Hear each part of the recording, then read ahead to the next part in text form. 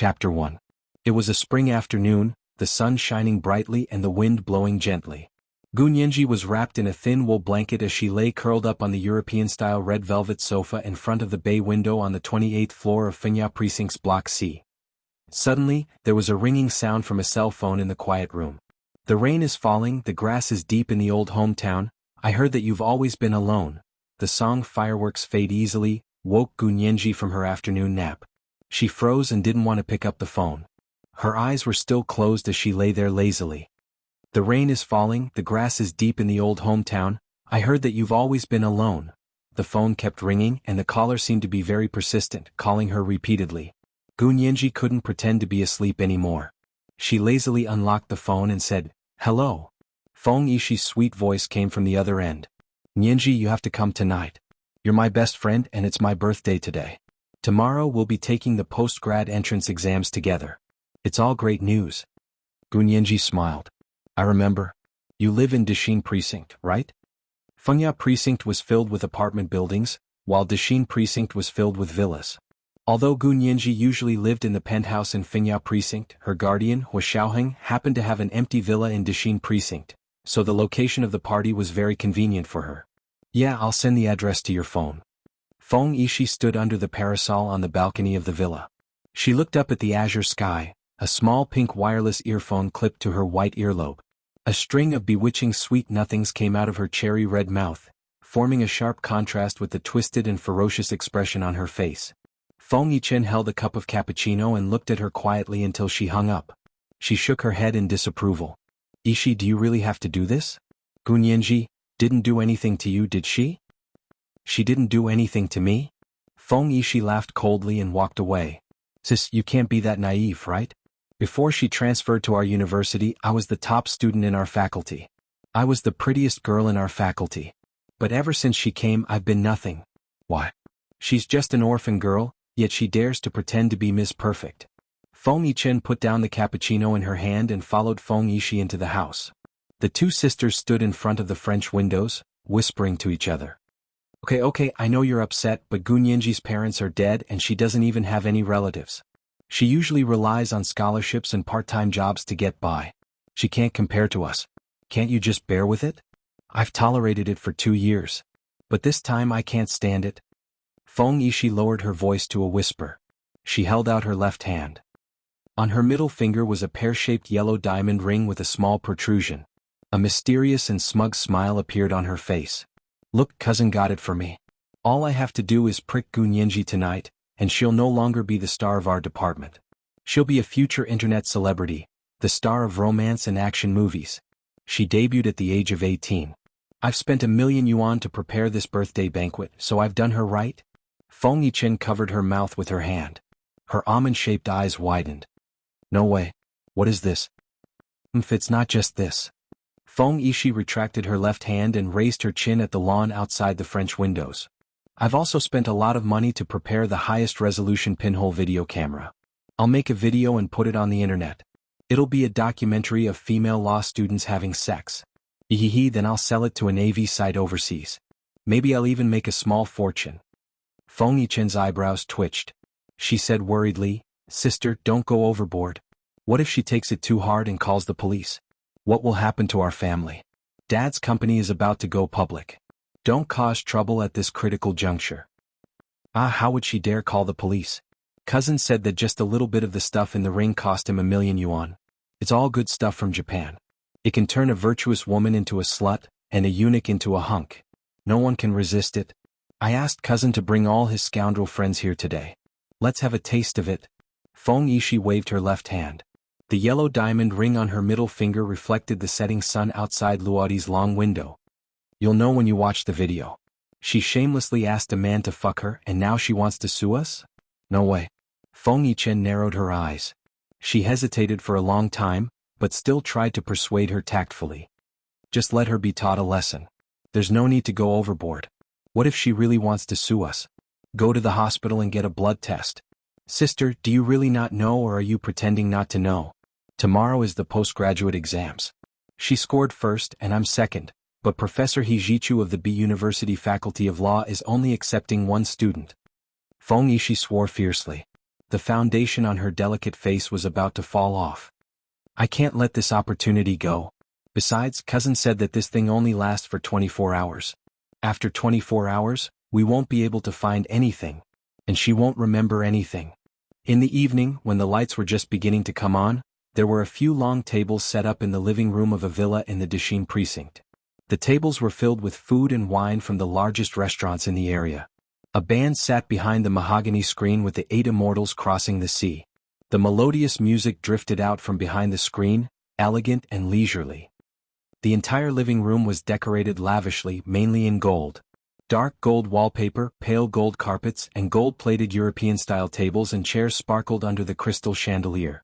The guests in the living room, especially the female guests, were all dressed to the nines. One glance was enough to make one go blind. The splendor was unparalleled in its splendor and splendor. About half of the rich people in the upper class of Sea City were here, toasting to each other and wearing fragrant clothes. Today was the Feng family's youngest daughter, Feng Yishi's 22nd birthday. The Feng family was considered a rising star in Sea City, but their business was expanding rapidly. It was rumored that they were going to go public soon. Once they went public, the Feng family would be like a bird out of a cage and rise to the ranks of the rich. Therefore, the Feng family's invitation had many people coming to support them. Gunyanji arrived at the Dashin precinct and changed into an evening gown. She took the invitation that Feng Yishi had specially given her and walked alone from the path to the entrance of the Feng family's villa banquet hall. The noisy hall suddenly fell silent. Everyone only saw a woman wearing a blue-purple organza off-shoulder evening gown standing at the door. She was extremely pale and her skin was truly whiter than snow. Her neck was so slender that one could even see the blue veins on her neck. The blue-purple organza dress accentuated her curvaceous figure. Not much of her body was exposed and only her arms and half of her shoulders were exposed. However, the fluffy blue-purple organza made her look like a tender lotus root growing in a purple field. She was so delicate that people wanted to hold her in their hands and caress her. Gunyanji smiled as she glanced at the crowd. Mei Xiaowen quickly walked over and extended his hand to her. "Nyenji, you're finally here. Class rep arrived a long time ago?" Gunyanji nodded at him playfully. "Where's Ishi? I haven't congratulated her yet." "She's over there. I'll take you there." Mei Xiaowen looked Gunyanji up and down as he walked. He praised, "You look so good in this evening gown." He had always known that Gunyanji was a beauty, but he was still a little dazed to see her so beautiful with just a little makeup. "I'm starting a new book, and this time it's a novel that I've never written before. Please give me your support and encouragement. Also, please collect and recommend it. Oh, __intersection. Oh. Chapter 2. Gunyanji smiled as she followed Mei Xiaowen into the banquet hall. Behind the dripping guanyin tree not far away, Feng Yishi, who was wearing an apricot yellow off-the-shoulder evening gown, watched the scene unfold. Her face contorted as she gripped the wine glass in her hand so tightly that she nearly shattered it. Feng Yichen nudged her. "Go, she's here." Feng Yishi downed the rest of the wine in her glass in one gulp. Mustering her courage, she plastered a smile on her face as she approached Gunyanji and Mei Xiaowen. She discreetly turned the pear-shaped diamond ring on her middle finger in another direction, then patted Gunyanji's exposed, snow-white shoulder. She quickly plunged the ring into her shoulder and said sweetly, "Nyenji, you're finally here." She then looked at her gown from head to toe, saying, "No wonder you're the beauty of the Sea University Faculty of Law. This gown is absolutely stunning." Gunyanji felt as if her shoulder had been bitten by a mosquito. There was a moment of pain, but the feeling quickly disappeared. She didn't care and handed over a small box to Ishi. "Happy birthday, Ishi." Feng Yishi accepted it and shook Gunyanji's hand. The pear-shaped diamond ring on her left middle finger had already been turned back to its original position. "You're too kind. It's good enough that you're here. Why did you bring a gift? What's our relationship? You don't have to be so formal." Feng Yishi handed Gunyanji's gift box to a servant and took her hand. She winked at her. "Let's go, I'll introduce you to a few friends. You remember my cousin, right? He's liked you for a long time. Today, for my sake, talk to him and have a drink." Gunyanji couldn't refuse and was dragged out of the hall by Feng Yishi. The lawn in the backyard was decorated with colorful lanterns and groups of people stood in the backyard, occasionally bursting into laughter. Feng Yishi pulled Gunyanji to 5 or 6 men. "Cousin, this is Gunyanji. She's the talented girl of the Sea University Faculty of Law. Not only is she smart and pretty, but she's also young. She's a college student. She started college at 14 and will graduate this year at 18. Gu Nianji lowered her eyes. Her birthday was actually in October and she was only 17, not 18 yet. The few men looked over with smiles on their faces. His gaze was very presumptuous, lingering for a long time on her chest and the area below her waist and above her thighs. Gu Nianji was a little unhappy, but for Feng Yishi's sake she didn't immediately walk away. She forced a smile and nodded. Nice to meet you. This sister is good. She's so fresh and lively. I like her. A wretched-looking man with dyed hair in various colors was just short of drooling. Under the colorful lights at night, Gu Nianji's skin was almost flawless. Feng Yishi let go of Gu Nianji's arm. The crowd saw that Gu Nianji's fair and delicate arm had turned red. What would it feel like to have such a soft and delicate woman under his body and do whatever he wanted? These men hadn't even taken their medicine, but they were already in heat like they had been injected with chicken blood.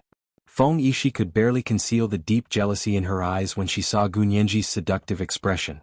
She hurriedly withdrew her gaze and said with a smile, "You guys take your time to chat, I'll go over there to greet the guests." With that she turned around and left.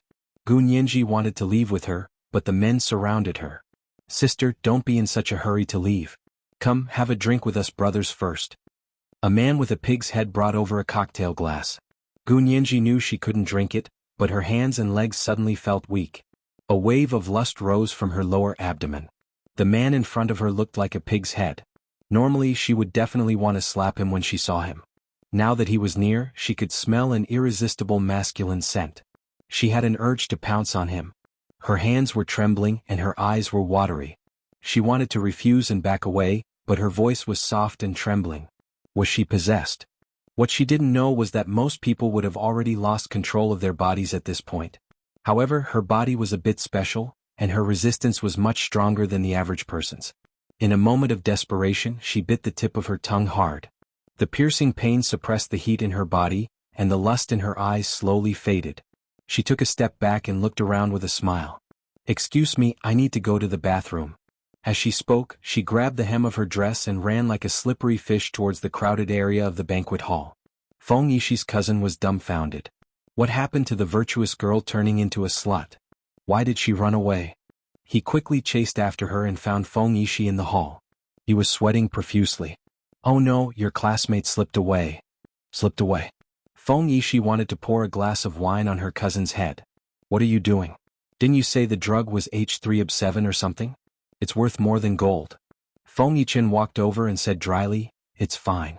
It's not good to do it at home."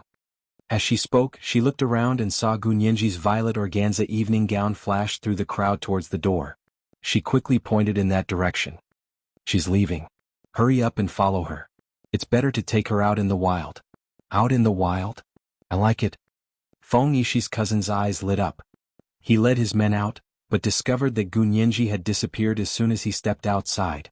The people who lived in the Dexian Villa district were all wealthy and respectable people. Privacy was very important. Every family had their own walls and security was especially tight. If the people who lived there did not want to leave, there was only one way out of the villa district. However, they did not see Gu Nianji along the way. "That's weird.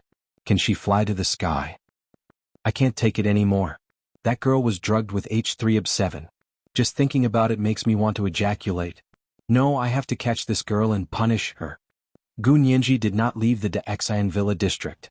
As soon as she left the Feng's villa, she turned onto a small road and ran towards Huashaoheng's villa in the middle of the district. Her hands trembled as she fumbled for the key and opened the door. As soon as she entered, she quickly closed the door and leaned against it. She folded her arms and collapsed on the ground. She hated her impulsiveness just now. It was as if she hadn't seen a man in centuries. No one knew that when she saw those perverted men and smelled their strong masculine pheromones, she wanted nothing more than to pounce on them. Her mouth was thirsty, but her body was even more thirsty. She was soaking wet. Gu Nianji turned up the air conditioner to the maximum and stripped naked, but she still could not stop the heat in her body. No, she had to find a doctor. But looking at her current state, she would probably pounce on the first man she saw before she even walked out. Gu Nianji smiled bitterly as she took the phone and finally dialed Qinlai's number. Qinlai was a busy man. He was the youngest national miracle doctor in the entire Imperial Military Hospital. He was also the person that her guardian, Huashaoheng, had entrusted to take care of her. When the other side saw that it was Gunyenji calling, he immediately picked up and smiled. That's strange. You're finally willing to call me? Brother Qin? Can you come over for a bit? I'm at Hua Xiao's villa in the Daexan district. I'm not feeling well. What's wrong? Is it serious? When Qinlai received Gunyenji's call, he was sorting out his emails. When he heard her low and husky voice, he couldn't help but feel his heart skip a beat. His instincts told him that something was wrong. He switched his hand to hold the phone. Qinlai had already closed his laptop and started packing. He said to Gunyenji, "Where are you feeling unwell? I'll be right there." "I don't know. Something's very wrong. I'm burning up. I'm thinking about men." Gunyenji blushed as she said this. She wanted to bite her tongue off. Qinlai's hand paused. His round mouth opened and closed twice before he immediately said, "I know. Don't move. Don't go out. I'll bring medical equipment." Qinlai carried his laptop bag and a suitcase of small medical equipment. He walked out of the base infirmary with a serious expression. "What did you do tonight?" Qinlai fiddled with his equipment and asked Gunyenji as he took her blood for a test. An hour later, his blood sample was ready. Qinlai's eyes widened when he saw the results. He stammered, You were infected with H3AB7. Oh no. This is the most potent aphrodisiac in the world. It's made in Japan and only a very small amount of it is produced every year. The amount you were infected with is equivalent to the amount of this aphrodisiac that Japan produces in a year. Gunyenji's heart sank when she heard this, but she no longer had the strength to speak to him. Her body tilted and she collapsed on the sofa in the room. She looked at Qinlai with watery eyes and bit her lips so hard it was about to bleed. Oh no. Oh no. What should I do? Qinlai was frantic. Gunyenji. You have to hold on. I'll call your guardian right now. Gunyenji was not even 18 yet and had been infected with this aphrodisiac. How was she going to live in the future? Oh no. Chapter 3. Hua Xiaoheng was a soldier and wasn't in Sea City right now. He had accepted a secret mission a month ago and left the military base in Sea City. Even now no one knew where he was. Before he left, he had entrusted Gunyenji to Qinlai's care. He hadn't expected something to happen to her as soon as Hua Xiaoheng left. Qinlai thought of Hua Xiaoheng's intimidating eyes and the methods he used to deal with people. He felt like his heart was about to jump out of his throat. Rubbing his phone, Qinlai glanced sideways at Gunyenji, who was tossing and turning on the sofa and moaning. This must be the last resort, right? This was because Hua Xiaoheng, who usually left as he pleased, had secretly given Qinlai a number that would allow him to reach him at any time. Of course, when he gave him the number, he had also warned him not to call unless it was absolutely necessary. This was truly the last resort. Qinlai dialed the number that looked very special at first glance. Then he stared at the phone's call interface and kept nagging, "Pick it up. Answer it. Answer it." When Qinlai called, Hua Xiaoheng had already completed his mission and was waiting outside the Senate in the capital for a meeting. His mission this time was to convince the members of the Senate to agree to allocate funds to the newly established 6th Military Region. It wasn't time for him to go in yet. Hua Xiaoheng stood alone at the end of the walkway outside the large conference hall. His white-gloved right hand held a cigarette and his left hand was in his trouser pocket. He stared at the night view outside the large glass window, lost in thought. A few beautiful female Senate interns with distinguished family backgrounds were looking at him curiously from a distance, but no one dared to approach him. Hua Xiaoheng was wearing a full general's uniform today. It was a navy blue wool jacket with shiny brass buttons buttoned all the way to the bottom of his neck, revealing his slender neck. The golden pine branches and a gold star on his epaulets sparkled under the lights. He wore a wide military rhinoceros leather belt around his waist and straight wool trousers of the same color. The seams of the trousers were so straight that it looked like they had been measured with a tape measure. On his feet he wore knee-high riding boots. Even without shoes he was 1.8 meters tall. With boots on he was 1.9 meters tall. In addition, he had been living in the army since he was 15 years old. He was born a martial artist, so his shoulders were broad and his back was broad. Just standing there, he was like a mountain, giving people a huge pressure. The waistline of the uniform was extremely steep, and below it were all long legs. Even if one didn't look at his face, such a tall and handsome man would already make one's heart beat faster. What's more, he had a face so handsome that it made one despair. Fortunately, his handsome face was solemn and stern all year round, and he always gave people an indescribable pressure when he looked at them. He also had the indifference and indifference of "you're all trash," Gunyenji's words, so almost no one dared to get close to him. In the Special Operations Forces directly under the military headquarters, he was famous for being a flower on a high mountain. He could be seen from afar but not approached. Hua Xiaoheng looked at the blue sky and white clouds outside the glass window. He blew out a faint puff of smoke and silently repeated the speech he was going to give in the Senate's conference hall later. Suddenly his Bluetooth headset rang. That number was his private military secret number. Up until now, he had only told Chenlai that he could only call Gunyenji if something happened to her as a last resort. Could something have happened to Gunyenji? Hua Xiaoheng composed himself and threw the cigarette in his hand into the trash can. Speak. Hua Xiaoheng's deep, mellow voice traveled to Chenlai's ears on the other end of the line. Chenlai heaved a long sigh of relief and told him what had happened to Gunyenji. Hua Xiaoheng frowned. Aphrodisiac? Why would you call me on this line for such a trivial matter? Can't you just give her the antidote? His voice was low and indifferent, but Chenlai could still hear his displeasure. Listen to me, this is no ordinary aphrodisiac, it's H3ob7. Do you know that? If I had the antidote, why would I look for you? Listen to Nyenji's voice. Chenlai said angrily. He put the phone to Gunyenji's mouth and said, It's Hua Xiao, your guardian. Gunyenji's groggy mind felt like a ray of sunshine. She mustered all her strength and called out, Hua Xiao. Then she completely lost consciousness. Gunyenji's voice was extremely soft and delicate when she said, Hua Xiao. It was like a newborn kitten stretching out its chubby pads to play with the palm of his hand. Hua Xiaoheng was a serious and restrained person who had always treated Gunyenji like a junior. He couldn't help but feel his scalp tingle when he heard her voice in such a solemn setting. Something was wrong. Hua Xiaoheng immediately asked, How much longer can she last? Chenlai looked at Gunyenji, who was already wriggling on the sofa and taking off her clothes. He said with a headache, 1 night at most. She'll be in trouble tomorrow? Look, she's already taking off her clothes. Hua Xiaoheng frowned again and said calmly, Then tie her up and gag her. We'll treat it as Special Operations Forces training. No way. This isn't training. I'm telling you, come back quickly. Otherwise, the consequences will be dire. Then send her to your infirmary at the military base first. Hua Xiaoheng hung up the phone and took out a cigarette. He lit it and took a drag before slowly exhaling a ring of smoke that gradually dissipated in the dusk. Chenlai glared at the phone and threw it away. He quickly grabbed a rope and tied Gunyenji up like a dumpling. Gunyenji couldn't move, and moans that sounded like she was sobbing came from her throat.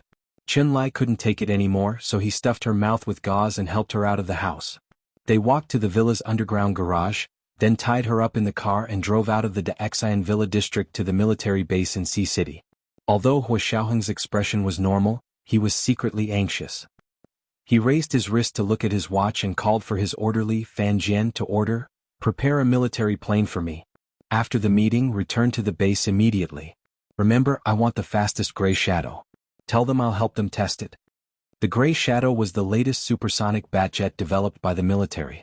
It could only seat 2 people at a time and was still in the testing phase. However, Hua Xiaoheng was a fighter pilot.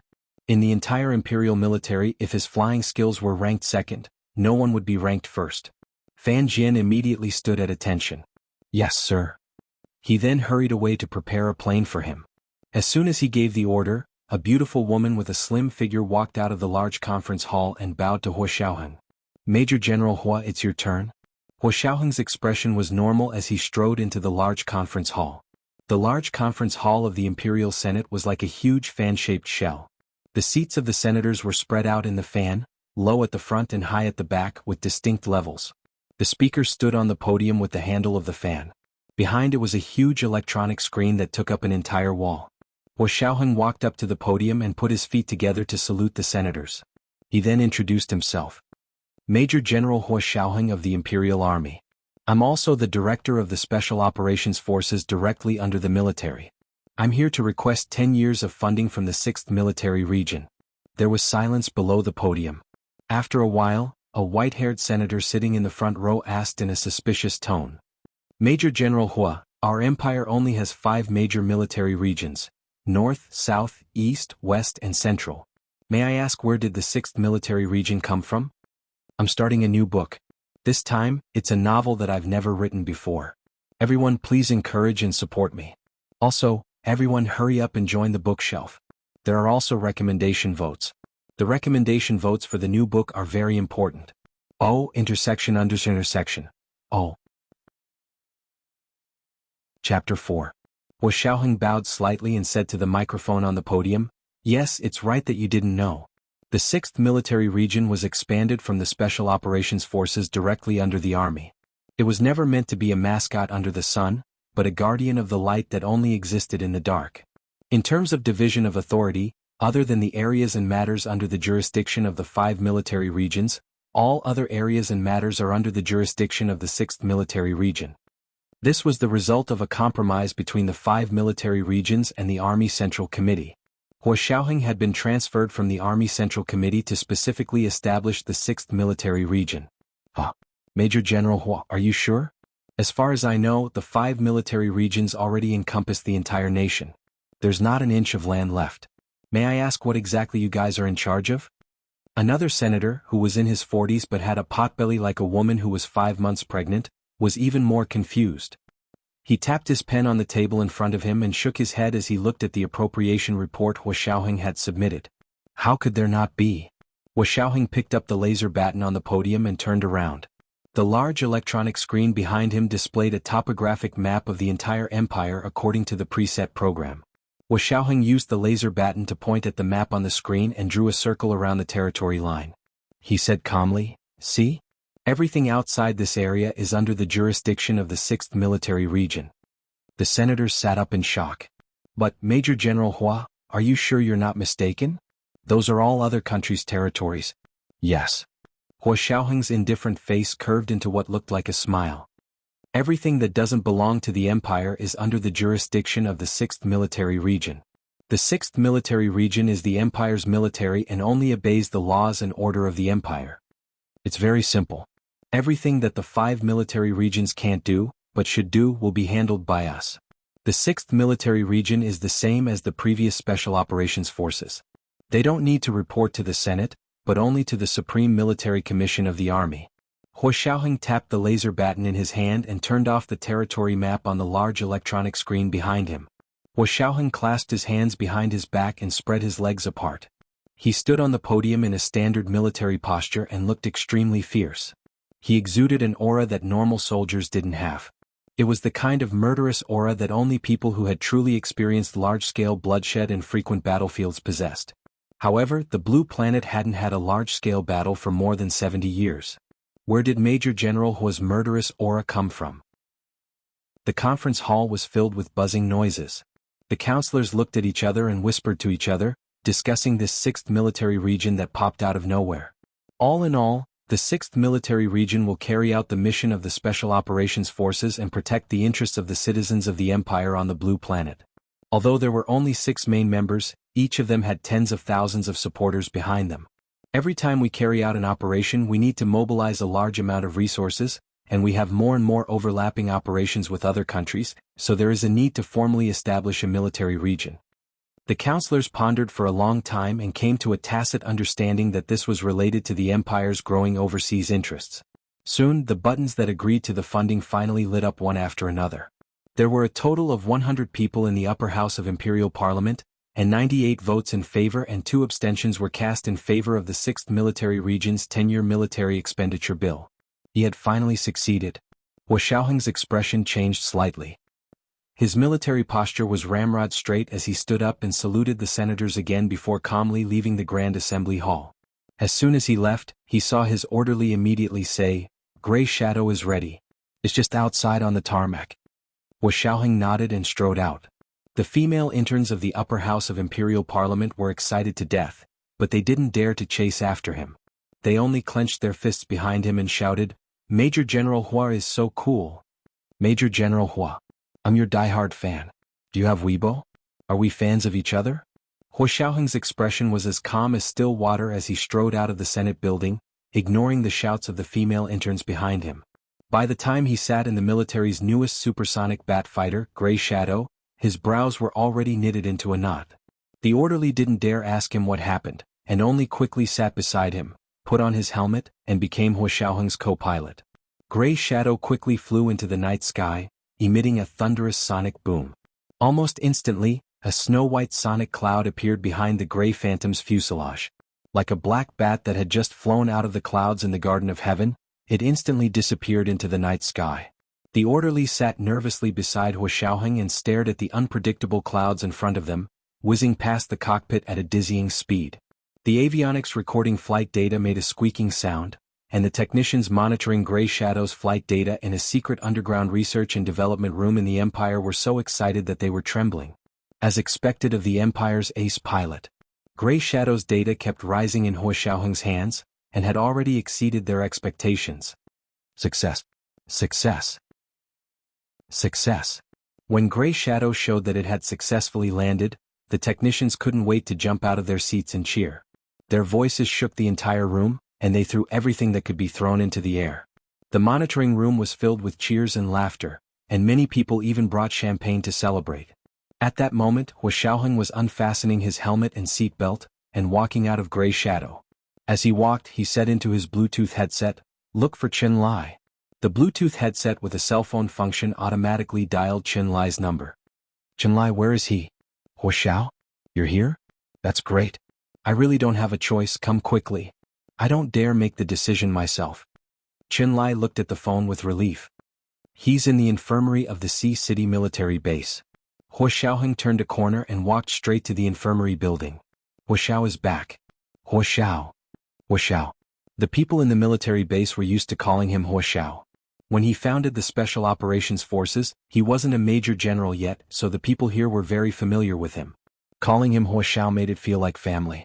Hua Xiaoheng nodded and his brows relaxed slightly. He quickly walked to the second floor of the infirmary building. Qin Lai came out of the room to greet him. He was a plump young man in his 20s, not tall, and wore a pair of black-framed glasses. His eyes were round, his nose was round, and even his mouth was round. His rotund body was wrapped in a doctor's white coat. His round face was flushed, and his forehead was covered in sweat at this time. Qin Lai wiped the sweat off his face with a handkerchief and pointed to the room. "Nianji is inside. Hurry and go see her. You're the guardian, so you can make the decision when you're here." Hua Xiaoheng had never seen Qin Lai so panicked and embarrassed before. He pursed his lips and quickly walked to the inner room. Gu Nianji was tied up like a dumpling and curled up on the sofa in the corner of the room. Her consciousness was completely blurred, and she could only feel countless feathers brushing against her body. She was extremely hungry and her throat made trembling moans. She wriggled around aimlessly like a small animal. Hearing that delicate voice, Hua Xiaoheng felt his scalp tingle again. He turned to look at Qin Lai coldly. "What the hell is going on? Since there's no antidote, can't we just let her endure it?" After doting on his wife, the new book started double update. Oh, __intersection. Oh. Chapter 5. Endure it? Do you think she's a member of your special forces? Qin Lai glared at Hua Xiaoheng and complained about his inhumanity. The members of the Imperial Army's Special Operations Forces were the best of the best. During training, they were trained to the point where they didn't even shy away from using underhanded methods that other troops wouldn't use. For example, poisoning, aphrodisiac, and seduction. Everyone had experienced it before, so they had a strong resistance to it. "Can't I?" Hua Xiaoheng glared at him, his eyes cold and murderous. Qin Lai took out a handkerchief and wiped the sweat from his forehead again. He murmured, "It's different this time. This aphrodisiac is called H3OB7. Although it's considered an aphrodisiac, its effects are comparable to poison. It can arouse the deepest desires in a person's body. Once it enters the body, the consequences will be unimaginable. What if I let her endure it? What will the consequences be?" Hua Xiaoheng's voice was very cold and low, full of displeasure. Qin Lai looked at Gu Nianji, who was moving unconsciously on the sofa. He whispered, "If she doesn't relieve herself and persists, there will be two outcomes. One is that she won't be able to endure it and will die." Hua Xiaoheng froze and looked at Gu Nianji on the sofa. Hua Xiaoheng had become her guardian when she was 12. She had practically grown up with Hua Xiaoheng. In Hua Xiaoheng's eyes, she was still a little girl. But now, tortured by the aphrodisiac, Gu Nianji's body was curled up and looked incredibly soft. Hua Xiaoheng looked away and looked at Qin Lai. What if she survives it? If she's lucky and survives it, she won't die. However, she'll be asexual for the rest of her life. Qin Lai wiped the sweat from his forehead with his handkerchief again. Hua Xiaoheng's brows furrowed again. He walked forward a few steps, his riding boots making unhurried sounds on the floor. Gu Nianji, who had been trembling and moaning, seemed to sense something. She opened her unfocused eyes and turned her head in Hua Xiaoheng's direction.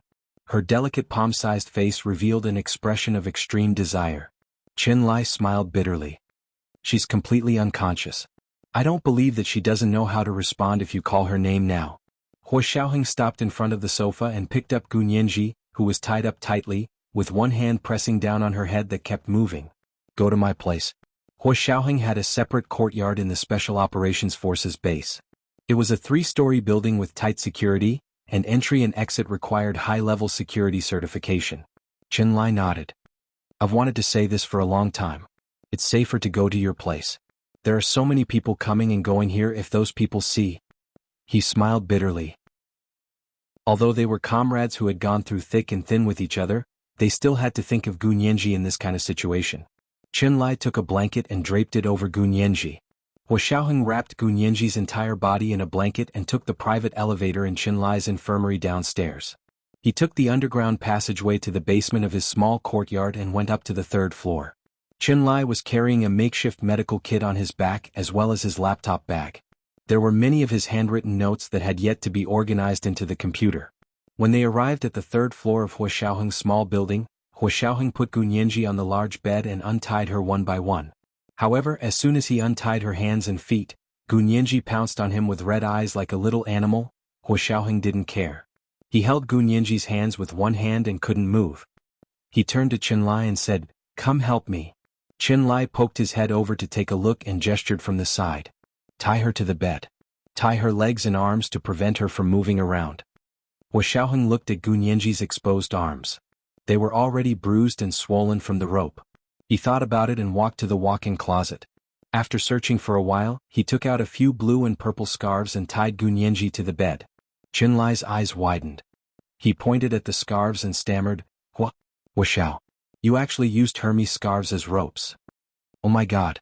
The cheapest Hermes scarves cost 5 or 6,000 yuan. It was at least 40 or 50,000 yuan. Was it really okay to take them out and tie them to Gu Nianji's wrists and ankles? Hua Xiaoheng ignored him. He pursed his lips and quickly tied Gu Nianji's hands and feet to the 4 corners of the large bed. Qin Lai helped from the side and looked at Hua Xiaoheng with a strange expression. Hua Xiao, why do you have so many Hermes scarves? They were for women, Hua Xiaoheng said dryly. Nianji likes Hermes scarves. When I went to France on a business trip, I went to the Hermes headquarters and bought a dozen or so. I planned to give them to her as a birthday present this year. Actually, it was because he didn't have the time to choose carefully, so he just casually looked around and bought all the new styles of this year. Therefore, there were all kinds of long and short, square, rectangular, and all kinds of colors. They were colorful, blue, purple, red, and white, and it was a feast for the eyes of the onlookers. Qin Lai gave him a thumbs up and grinned. Hua Xiao is Hua Xiao. You work hard and pay to be a guardian. You're really qualified. Hua Xiaoheng glanced at him coldly and raised his chin at Gu Nianji. He got back to business. You said that if she can get through it, she will become asexual? Why is that? It's like this. If she can get through it, she will have antibodies to a virus because she was stimulated by the most powerful aphrodisiac. After she gets through it, there will be nothing else that can make her a normal woman. Hua Xiaoheng's lips pursed even tighter. Even his chiseled jaw showed an obvious tension. His tall body was like a fully drawn bow. Anyone within 3 feet of him would be mercilessly shot to death by him. After a long time he turned around and looked at Qin Lai. His tone was so cold it could drop ice shards. You're saying that there are only 2 possibilities for her. One is to die, and the other is to be asexual for the rest of her life? If that was really the case, wouldn't that be harming this girl for the rest of her life? Qin Lai shrank back in fear at Hua Xiaoheng's sudden display of gloom and coldness. He muttered, No, there is a third way. Then why aren't you telling me? Hua Xiaoheng roared. Qin Lai's legs turned to jelly. He hugged his head and squatted on the ground. He shouted incoherently, That is to have sex with her. Just let her vent it through normal channels. That way she won't be asexual for the rest of her life. She will only be more sensitive than the average woman. According to Qin Lai's knowledge, this special drug was created by Masao Oda, a renowned biomedical expert at Tokyo Imperial University Hospital in Japan. It was originally created for the pleasure of the most powerful men in Japan. It was not meant to be forcefully carried out. Only someone like Hua Xiaoheng, who only had weapons and killing in his head, would think of asking a young girl to bear it. Qin Lai couldn't help but curse Hua Xiaoheng inwardly. He really treats women like men and men like livestock. He looked up to see that Hua Xiaoheng's eyes had already moved away. Chen Lai quietly stood up with the help of the table and chair. He took off his foggy glasses and wiped them. He said, "Actually, she will be fine as long as she finds a man to sleep with. It's just that she's not even 18 yet and she's not conscious at all. I can't make this decision, so I came to you. You're her guardian. As long as you agree, I will find a man immediately." He squinted at Hua Xiaoheng with his 800-degree myopia. Chapter 6. Hua Xiaoheng involuntarily clenched his fists. His eyes flashed as he silently folded his hands behind his back. His gaze fell on Chen Lai's face. Inch by inch, it was like he was being tortured. Find a man? Find who? What do you think she is? Hua Xiaoheng folded his hands behind his back and walked towards Chen Lai step by step. Without glasses, he couldn't see Hua Xiaoheng's face clearly. Chen Lai only felt a gust of wind blow against his face. He could only take a few steps back and put on his glasses. He looked at the statement that Gu Nianji had just made and murmured, "Nianji doesn't have a boyfriend yet. She's still a virgin, so she needs to find a reliable man." Hua Xiaoheng was speechless. He reached out and snatched the notes from Chen Lai's hands. He skimmed through the notes and then tore them down expressionlessly. He took out a lighter from his trouser pocket and lit it at the bottom of the notes before throwing it into the stainless steel trash can in the corner of the room. A ball of flame ignited from the trash can and the statement was instantly reduced to ashes. "Hua Xiao, what are you doing?"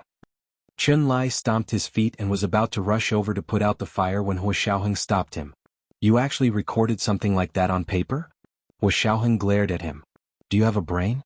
Tell me, did you record it on the computer? That's very important data." Chen Lai screamed as he watched the detailed data record turn to ashes in the stainless steel trash can. His heart trembled with pain. "Look at what you've done. I didn't even have time to enter it into the computer." Chen Lai was a medical genius and had an almost perverted obsession with all medical-related data. Hua Xiaoheng had destroyed his treasure in one go. Chen Lai was so angry he forgot to be afraid. He flicked his sleeves and walked back to the door. He crossed his arms and looked up at the ceiling. His expression darkened. "Then don't say anything else. Find a man." Hua Xiaoheng was silent for a moment and nodded with difficulty. He paced around the room and raised his conditions, one finger at a time. "First, don't let anyone know. Second, find a man who is healthy, has no STD, and hasn't slept with anyone. It's best if he's a virgin. Third, you must forget everything after you've done it. Can I do that?"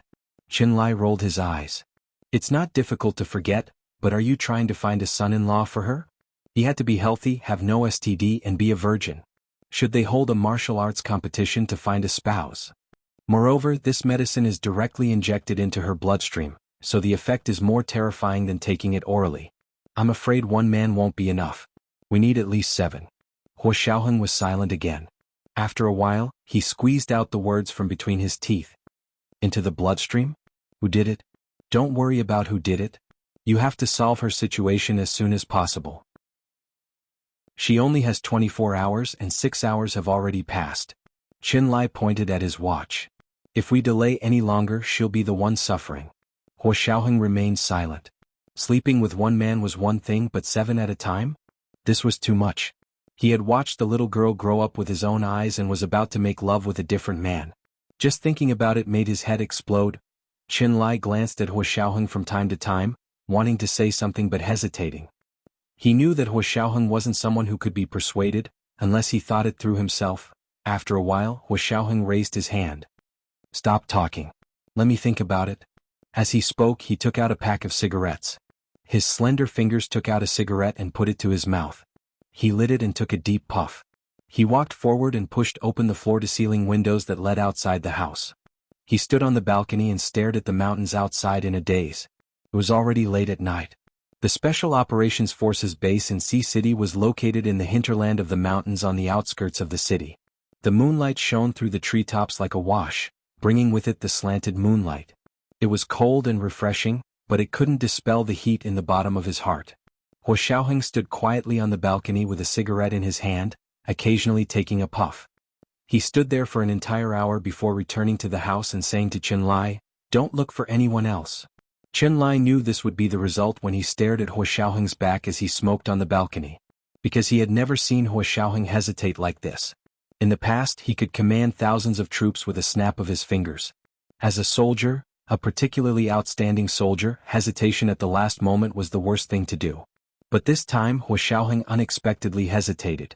Qinlai even stared at his back and secretly pressed the stopwatch to record the time.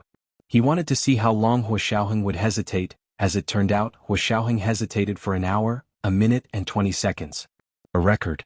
Qinlai grinned and stretched out his arm to pat Hua Xiaoheng's shoulder. You've worked hard. He paused and said, Are you planning to carry it alone? Hua Xiaoheng threw away the cigarette in his hand and said in a low voice, It was my negligence.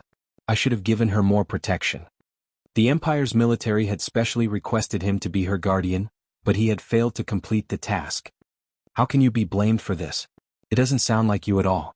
Qinlai imitated Hua Xiaoheng's tone. What do you always say? Nothing is important except death. As long as you are alive there is hope. Sleeping with a man wouldn't kill her. It was just to get rid of the drug. Why should she care about how many men she slept with? Qinlai secretly despised Hua Xiaoheng for not telling the truth. Of course, he wouldn't have dared to say it to Hua Xiaoheng's face even if he had 10,000 guts. Hua Xiaoheng crossed his arms in front of the bed and looked down at Gu Nianji, who was becoming more and more restless. He asked Qinlai, Is she completely unconscious? She definitely doesn't remember anything. She only has sensory sensations and can't recognize people at all. Qinlai understood Hua Xiaoheng's concerns. Although Hua Xiaoheng and Gu Nianji were not related by blood, Gu Nianji had grown up with Hua Xiaoheng since she was 12. He was her guardian and had always taken care of her as a junior. Now she had to face such an awkward situation. Don't worry, I won't tell anyone. Qinlai nodded in understanding. I know the severity of the situation. Also, this is a doctor's professional ethics to protect the patient's privacy. But he thought about it and said, I'll keep it a secret from the military as well. Okay. Give me a military order. If you let anyone else know about this, you'll go to prison for the rest of your medical experiments. Hua Xiaoheng had always been cautious. Words had no proof. He wouldn't believe someone's oath. He really did take out a military order from the study and had Qinlai sign it and press his fingerprint on it before letting him go. Qinlai had wanted to remind Hua Xiaoheng of some things to take note of, but when he saw that Hua Xiaoheng had even taken out a military order, he felt disgusted and didn't want to say more. He threw a small box into Hua Xiaoheng's hands. Take it. Remember to wear it. Hua Xiaoheng looked down to see it was an unopened box of condoms. There are 20 here. It's definitely enough. Qinlai looked up and down at Hua Xiaoheng's muscular body wrapped in his military uniform. He asked mischievously, But can you do it? You're 28 this year, right? How many times did you do it in one night? Don't try to show off. You have to do it at least 7 times, and you have to let her completely release it each time. Can you do it? I have a little blue pill here. It's very aphrodisiac. Before he could finish, Hua Xiaoheng grabbed him by the collar and threw him out. *CK. Do you have to be so ruthless? Qinlai fell on his butt. He grimaced in pain, but the door had already slammed shut behind him. He could no longer hear the voices in the room. I'm looking for recommendation votes for my new book. Dear friends, remember to add to the bookshelf O, __. O. Chapter 7. The rooms in the Sea City Special Operations Forces base were all soundproof and anti-radio and electromagnetic interference, so no one would be able to eavesdrop or spy on them at all. After Qinlai was thrown out, only Hua Xiaoheng and Gu Nianji were left in the room. Since Gu Nianji had completely lost consciousness, she was no longer alone. Only Hua Xiaoheng was still conscious and normal. He was still in his military uniform and stretched out his long legs in military boots. He sat on the white hardwood sofa and stared at the bed.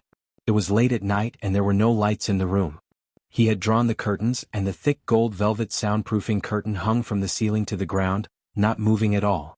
Opposite him was his large bed, covered with clean and refreshing ivory-striped 1,800 Egyptian cotton bedsheets.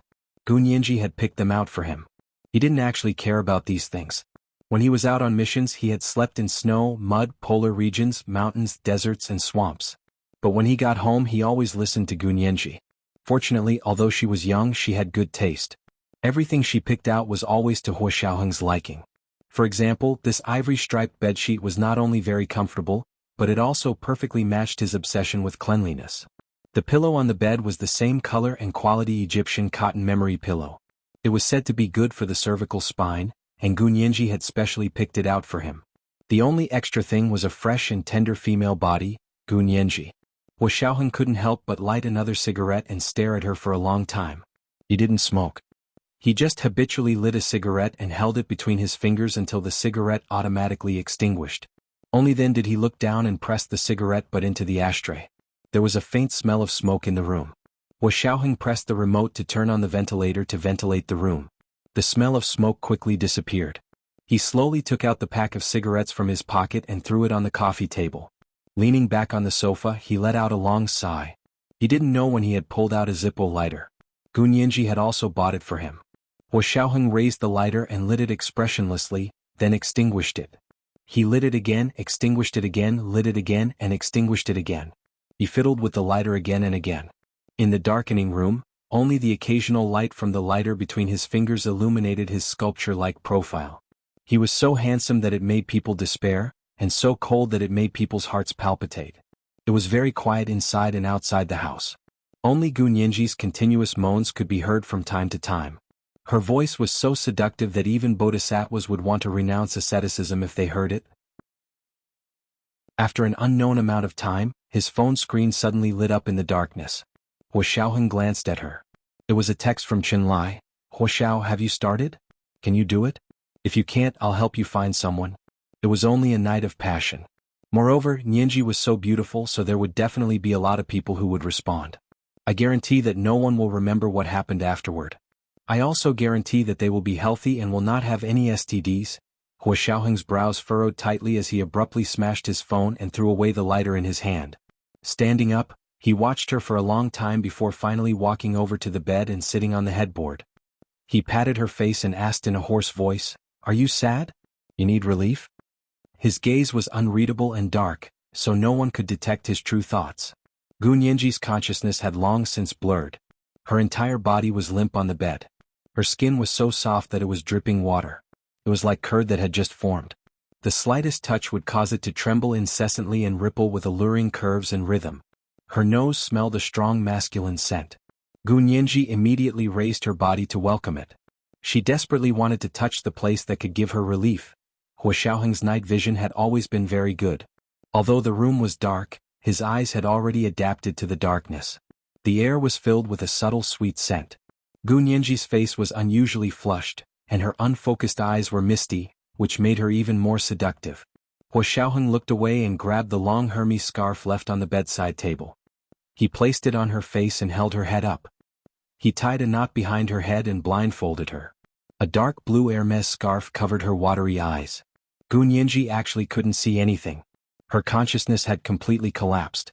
It was like being locked in a dark room with no way out. All she could do was hang on. This state, in the depths of her consciousness, was not unfamiliar. After blindfolding her, Hua Xiaoheng took the opportunity to touch Gunyanji's cheek. It was warm and soft. At the same time, he felt his hand was sweaty and wet. It seemed like he couldn't hesitate anymore.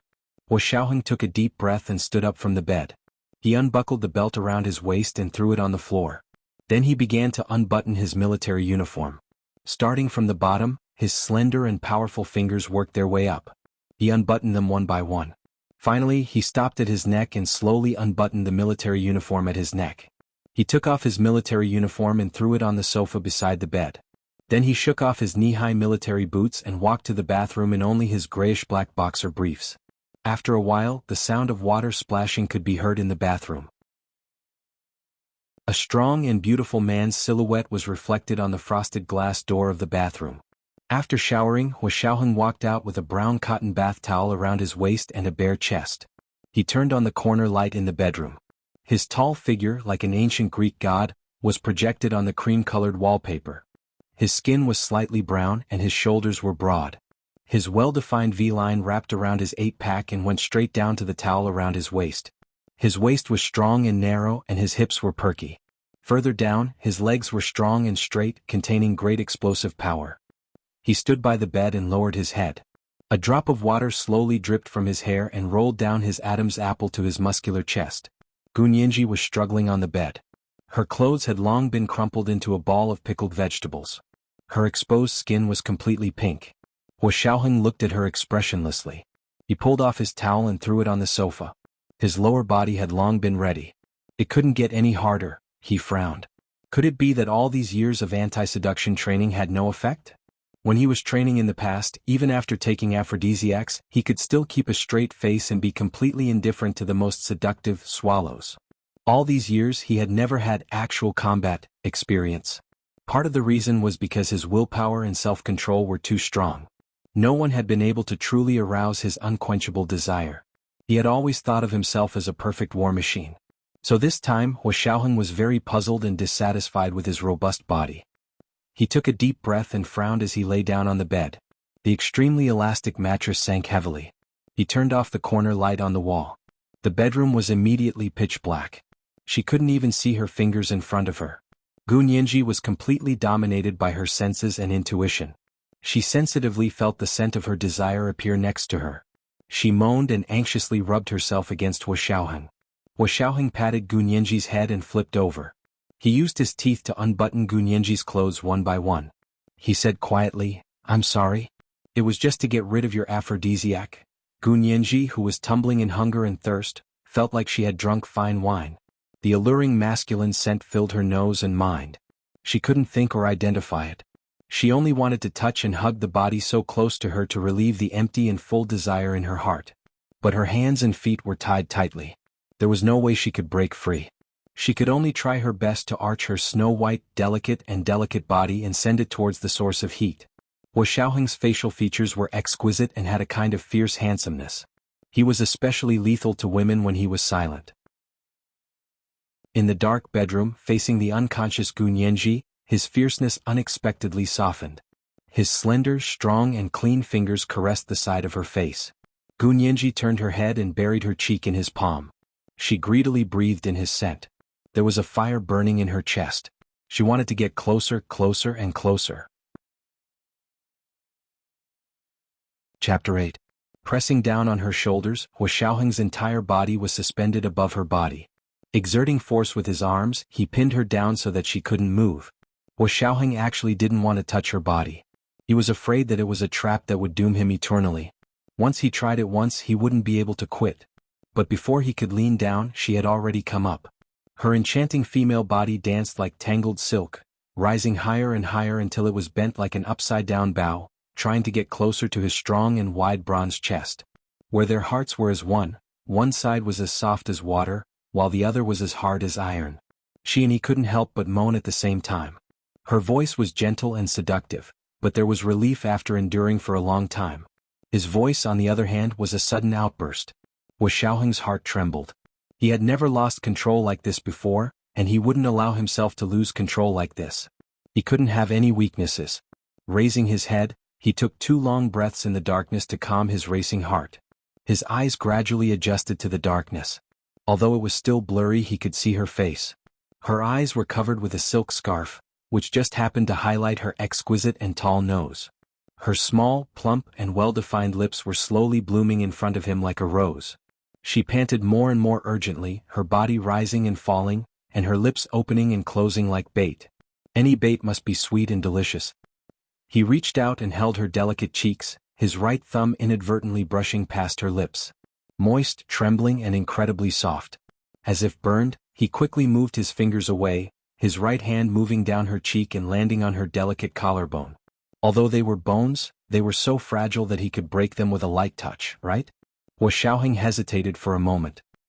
His fingers gently brushed past her collarbone like a gentle breeze, caressing her thin shoulders, her soft arms, and then moved to her waist.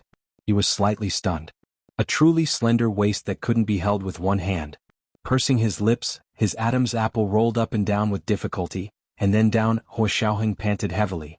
His entire body hung motionless above her body, actually not daring to approach.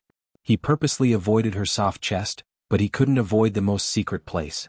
Although Hua Xiaoheng had never done it with anyone before, he had plenty of theoretical knowledge.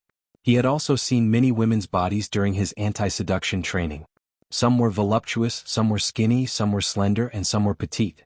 He was familiar with all kinds of skin colors and races, but he had never fallen in love. In front of those women, he could even restrain his physiological desires and not react. As for Gu Nianji, Hua Xiaoheng coughed lightly and rationally decided not to think about it. Her delicate body fell into his palm and as he rubbed it, it slowly bloomed. In front of his powerful body she was so weak. How could she? Huo Xiaoheng felt that he shouldn't think too much about it. Just thinking about it made him sweat profusely, and his entire body stiffened like iron. He clamored to throw himself into that tight and warm place, to soothe his desire, and also to quench her thirst. But he also knew that Gunyanji was still a virgin, so he couldn't force himself on her. Instead, he needed more time to grind it out. Huo Xiaoheng was sweating profusely from enduring it, but he had to endure it again and again. His fingertips were slightly calloused from holding a gun all year round. When he gently caressed her body, it caused even more numbness. Gunyanji's moans became more and more intoxicating. Her body was extremely sensitive and unbelievably soft. Her bones were already soft from the aphrodisiac, and now that Huo Xiaoheng was caressing her, her feelings gathered in his palm like a summer storm, violent and intense. She wanted to get closer to the source that she couldn't stop. She wanted something to fill the emptiness in her. Unfortunately, her wrists and ankles were tied up by the silk scarves, so she couldn't break free. The heat from Huo Xiaoheng's palm became more and more intense, and she also became hotter and softer. Finally, when Huo Xiaoheng's entire body was about to explode, he barged in and grabbed the headboard of the large bed with one hand to swing it forcefully. Gunyanji's entire body was already trembling. Her eyes couldn't see anything and her mind couldn't think. She only knew to raise her body again and again, wanting to get closer to him. However, he suddenly moved his hands away and no longer touched her body. Instead, he supported himself on the bed on either side of her head. Gritting his teeth, his body sank down, and the mattress rose and fell with him, making a squeaking sound. Gunyanji's moans became louder, and her body hurriedly moved forward and upwards. Her waist danced and her voice was extremely seductive. Huo Xiaoheng's eyes sparkled. He had already adapted to the darkness, and he could clearly see her red lips opening and closing. The veins on his forehead were about to pop. Sweat slid down his chest, dripped onto her chest and rolled down the smooth skin of her chest onto the thin ivory checkered bedsheets. Knowing that it was her first time, he tried his best to control himself and not go too far. However, it was also his first time, and this kind of unimaginable pleasure almost made him lose his mind. After the initial piercing pain, Gunyanji's body quickly sank into a sea of desire. Her body floated up and down and she wanted to hug the source of the pleasure, but her hands and feet were tied tightly. She couldn't help but cry out of anxiety. Moans and tiny sobs intertwined. Huo Xiaoheng, who had always had incredible willpower and restraint, felt like he was about to go crazy. At the most critical moment, Gunyanji was almost knocked into the headboard by him. Huo Xiaoheng's eyes and hands were sharp. At this critical moment, he was still able to distract himself and use his hand to stop her head from hitting it. As soon as his hand touched her head, Gunyanji shuddered. All the blood in her body seemed to converge from the top of her head and rush to a point inside her body. Ah! Gunyanji let out a short, sharp cry that was between a scream of pain and pleasure from the depths of her throat. Huo Xiaoheng also couldn't help but let out a rough roar. Fortunately, the room was soundproof. Huo Xiaoheng couldn't help but think of this. If anyone else heard Gunyanji's voice, he suddenly had the urge to kill. Everything came quickly and passionately. Even though she was blindfolded, she could see golden flowers appear in front of her eyes. Her mind was empty, and her whole body was exhausted. He suddenly pulled away from her and covered himself with a towel. Not long after, the bedroom was filled with the strong scent of heather. The harmonized version was delivered. Also, to explain, the swallow mentioned in the previous chapter was a code name for the former Soviet KGB female spy, and the crow referred to the former Soviet KGB male spy. These were all proper nouns not coined by a certain Han. Oh, __. Oh. And this chapter, the scent of heather, haha, also has a special meaning. As for the specifics, you can Baidu. Come, ask for a few recommendation votes. Chapter 9. Huo Xiaoheng panted and looked at Gunyanji, who was also panting under him. He asked quietly, "Are you feeling better?" Gunyanji didn't answer and he didn't know if she heard him clearly. However, according to Chenlai, she was still in a completely unconscious state, so there was no point in asking. Huo Xiaoheng panted a few more times before taking the dirty towel to the bathroom to wash. Because it was both his and Gunyanji's first time, Huo Xiaoheng intentionally didn't wear a condom for the first time because he couldn't explain it himself. There were still 6 more times and he still had to wear a condom. Huo Xiaoheng came out of the bathroom and even brought a basin of water to wipe Gunyanji. He didn't turn on the light and only used the dim light in the bathroom to quickly wipe the sweat off her body. After all, he didn't wear a condom and it was his first time, so it was inevitable that he was a bit indulgent. He reached over and finished wiping quickly, then threw the towel back into the basin. After everything was cleaned up, he lay down beside her. Gu Nianji didn't move at all and was as obedient as before she was drugged. Hua Xiaoheng breathed a sigh of relief and felt a bit lucky. Maybe he didn't really have to do it 7 times? He turned to the side and untied the Hermes scarves that bound Gu Nianji's hands and feet. He rubbed the red and swollen bruises on her wrists. As he rubbed, Gu Nianji's calm breathing became heavy again. She turned her head and faced Hua Xiaoheng's direction with her eyes covered, and pouted her red lips at him.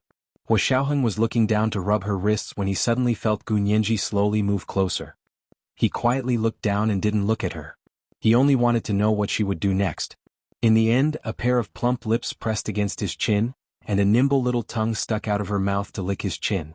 Hua Xiaoheng froze not because Gu Nianji had licked his chin, but because as soon as she touched him, he immediately reacted.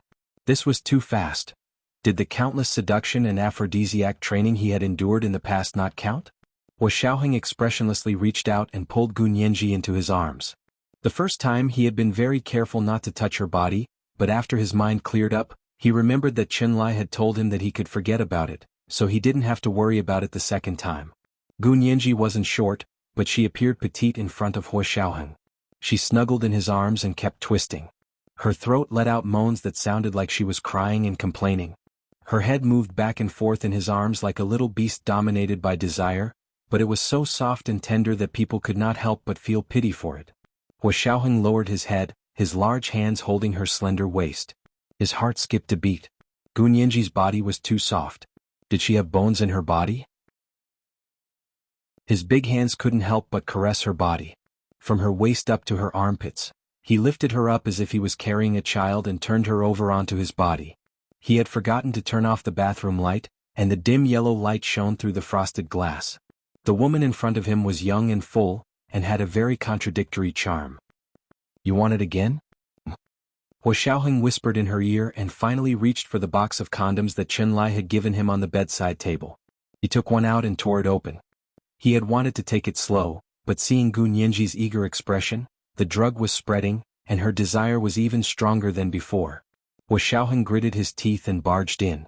Gu Nianji's throat made a soft, delicate sound. It sounded like she was in pain, but it could also be pleasure. Hua Xiaoheng's scalp went numb and his jaw tightened. Gu Nianji wasn't restrained by the silk scarf this time. Her arms wrapped around Hua Xiaoheng's shoulders, and she was even more passionate than the first time. The large bed rose and fell again, and the undulations were even greater than the first time. This time, Hua Xiaoheng held Gu Nianji's entire body in his arms without hesitation. They fit together so well that her second time came even faster than the first. Gu Nianji's body suddenly arched into a bow, and her entire body hung in the air. Her slender neck arched back and she let out a seductive scream. Hua Xiaoheng lasted a little longer the second time, and he had a strong body to begin with, so he wasn't done yet. Under his relentless pursuit, she was caught off guard for the third time. Hua Xiaoheng kept up the momentum and didn't want to let her go at all. In a very short time he made her release again. This time Hua Xiaoheng couldn't bear it anymore and followed suit. She had already done it 4 times and Hua Xiaoheng was only doing it twice. This time, because he had a condom, he cleaned up quickly and threw the condom into the sealed stainless steel trash can at the head of the bed. He also took out a tissue from the bedside to wipe it, then laid back and closed his eyes. She had already released 4 times, so she should be feeling better, right? Hua Xiaoheng thought about it and turned to look at her for a while. Seeing that Gu Nianji's breathing gradually calmed down and she didn't move for a long time, and her breathing was even, he finally closed his eyes and fell asleep. However, he was alert even in his sleep. He didn't know how long he had slept, but when Gu Nianji moaned and wrapped herself around him again, he didn't even open his eyes, but his lower body had already reacted. He grabbed another condom from the bedside table, then pressed her down on the bed and hesitated for a moment. Gu Nianji couldn't wait anymore and wanted to lean on him. Hua Xiaoheng didn't think too much about it and lowered his head to put her down. Gu Nianji suddenly felt like her entire person was complete. This time, it was Gu Nianji's turn to take the initiative. Hua Xiaoheng didn't expect that this little girl, who usually looked obedient, would be so unforgiving in bed. She was like a demon from Liaozhai who sucked the blood of scholars and wanted nothing more than for people to die on top of her. And it had to be said that when she took the initiative, it really made people's souls fly away.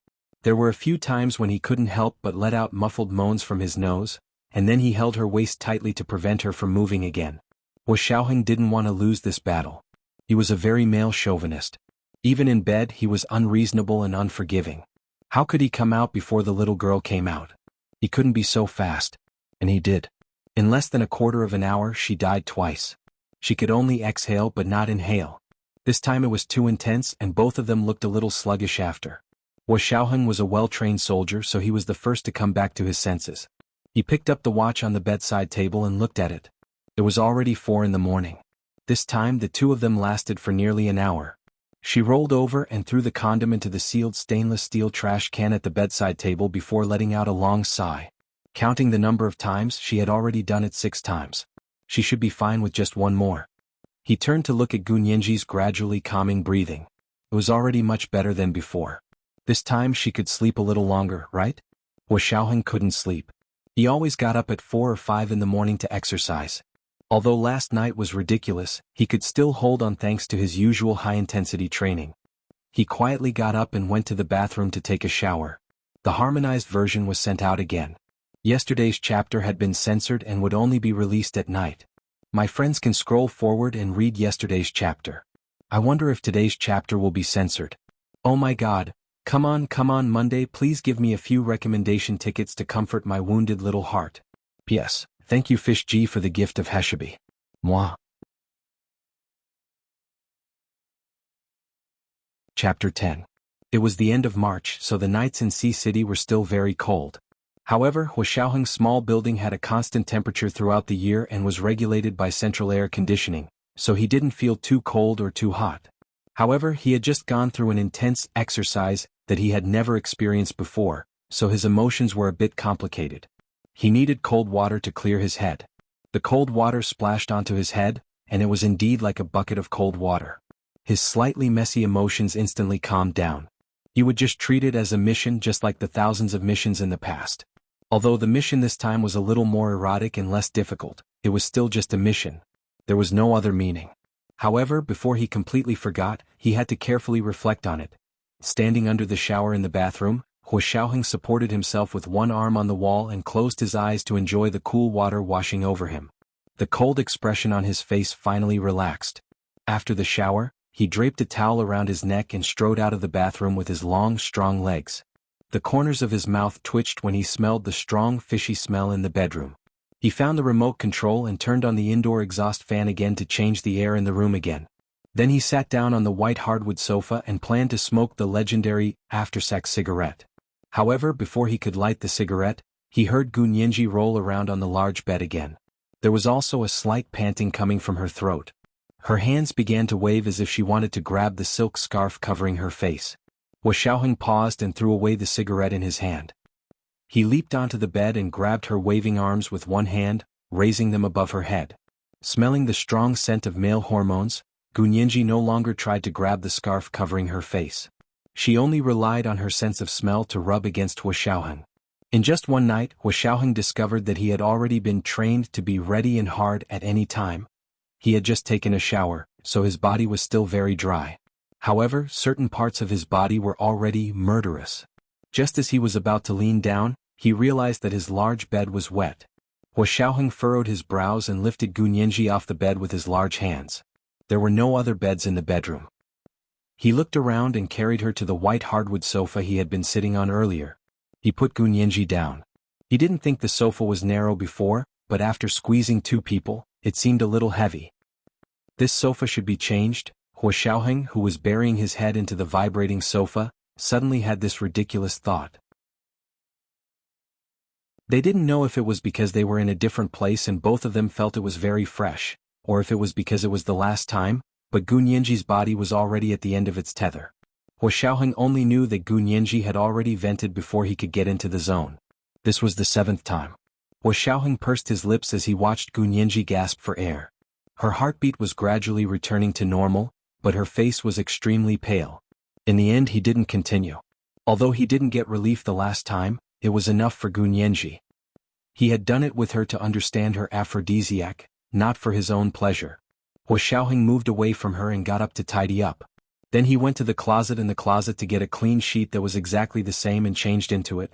He walked back to the sofa and saw that Gun Yanji was already sound asleep. This time it was really different from the previous times when she was unconscious. Hua Xiaoheng picked her up and put her on the bed with clean sheets. He covered her with a thin blanket and tucked her in. He hesitated for a moment but didn't remove the silk scarf covering her eyes. Seeing that she was fast asleep, he hurried to the bathroom and showered again. He changed into a black round-neck t-shirt and a pair of military camouflage pants. Opening the French windows in the bedroom, he walked to the small balcony and finally lit the after-sex cigarette, to smoke leisurely. Standing on the balcony with his arms crossed, his eyes were dark as he looked at the distant mountains. He seemed to have something on his mind, but it was also possible that he wasn't thinking about anything.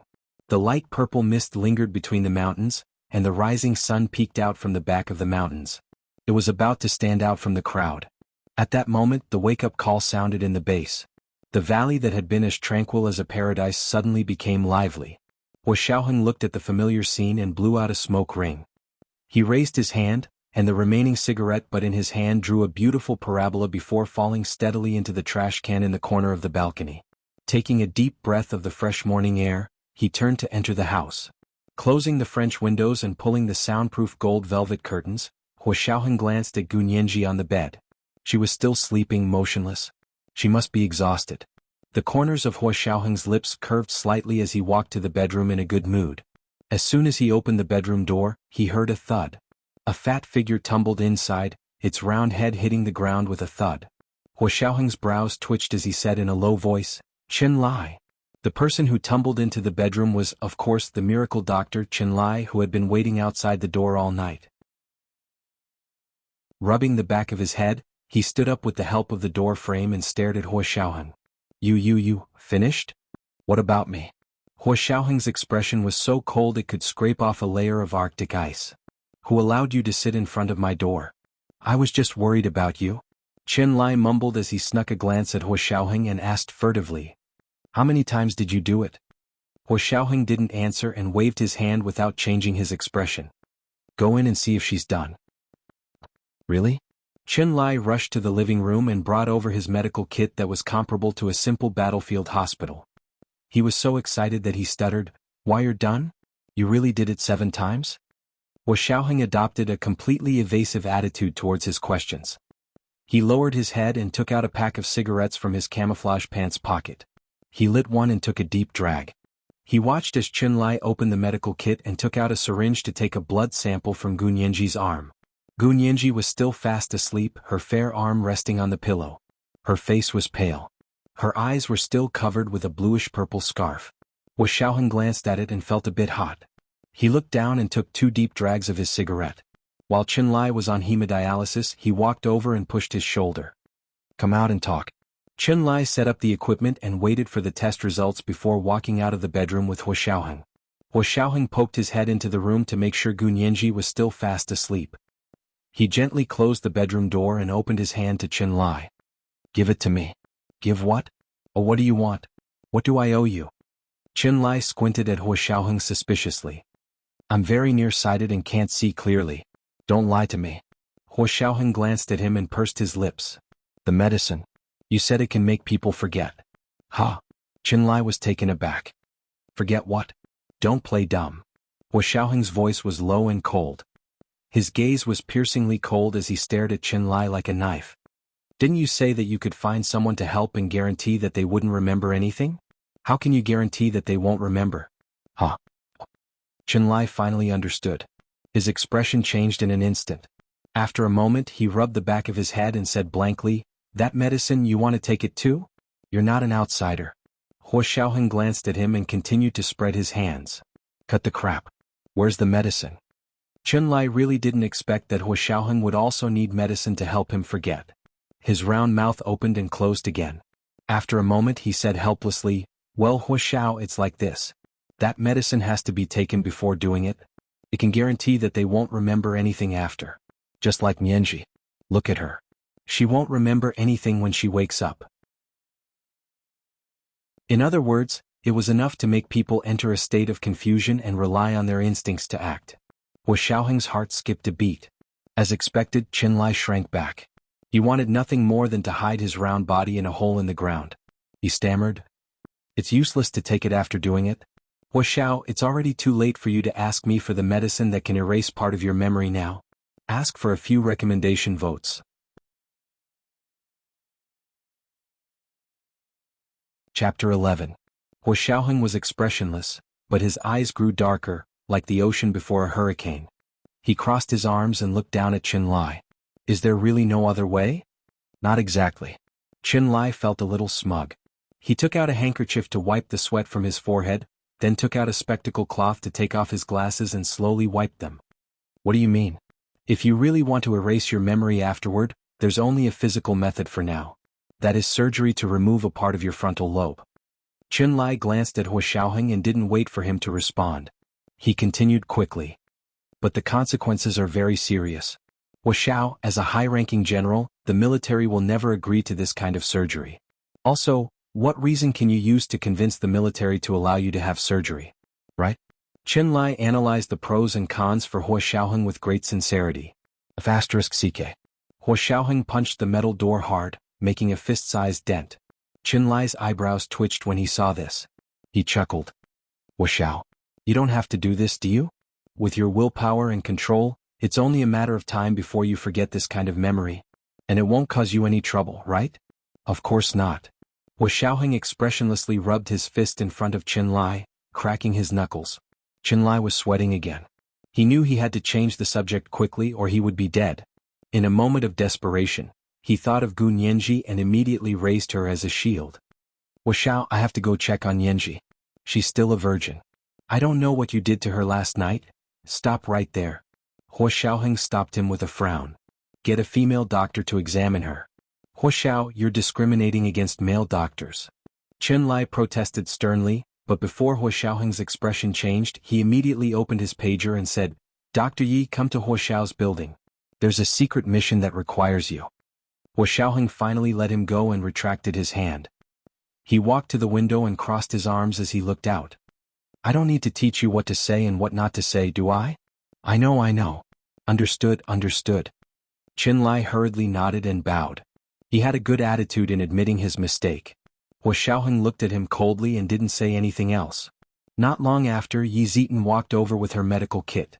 She saluted Huoxiaoheng first, then looked at Qinlai. Dr. Qin, what's the mission? Qinlai gestured towards the bedroom and led her inside. He said in a low voice, It's like this, Nianji. You recognize it, right?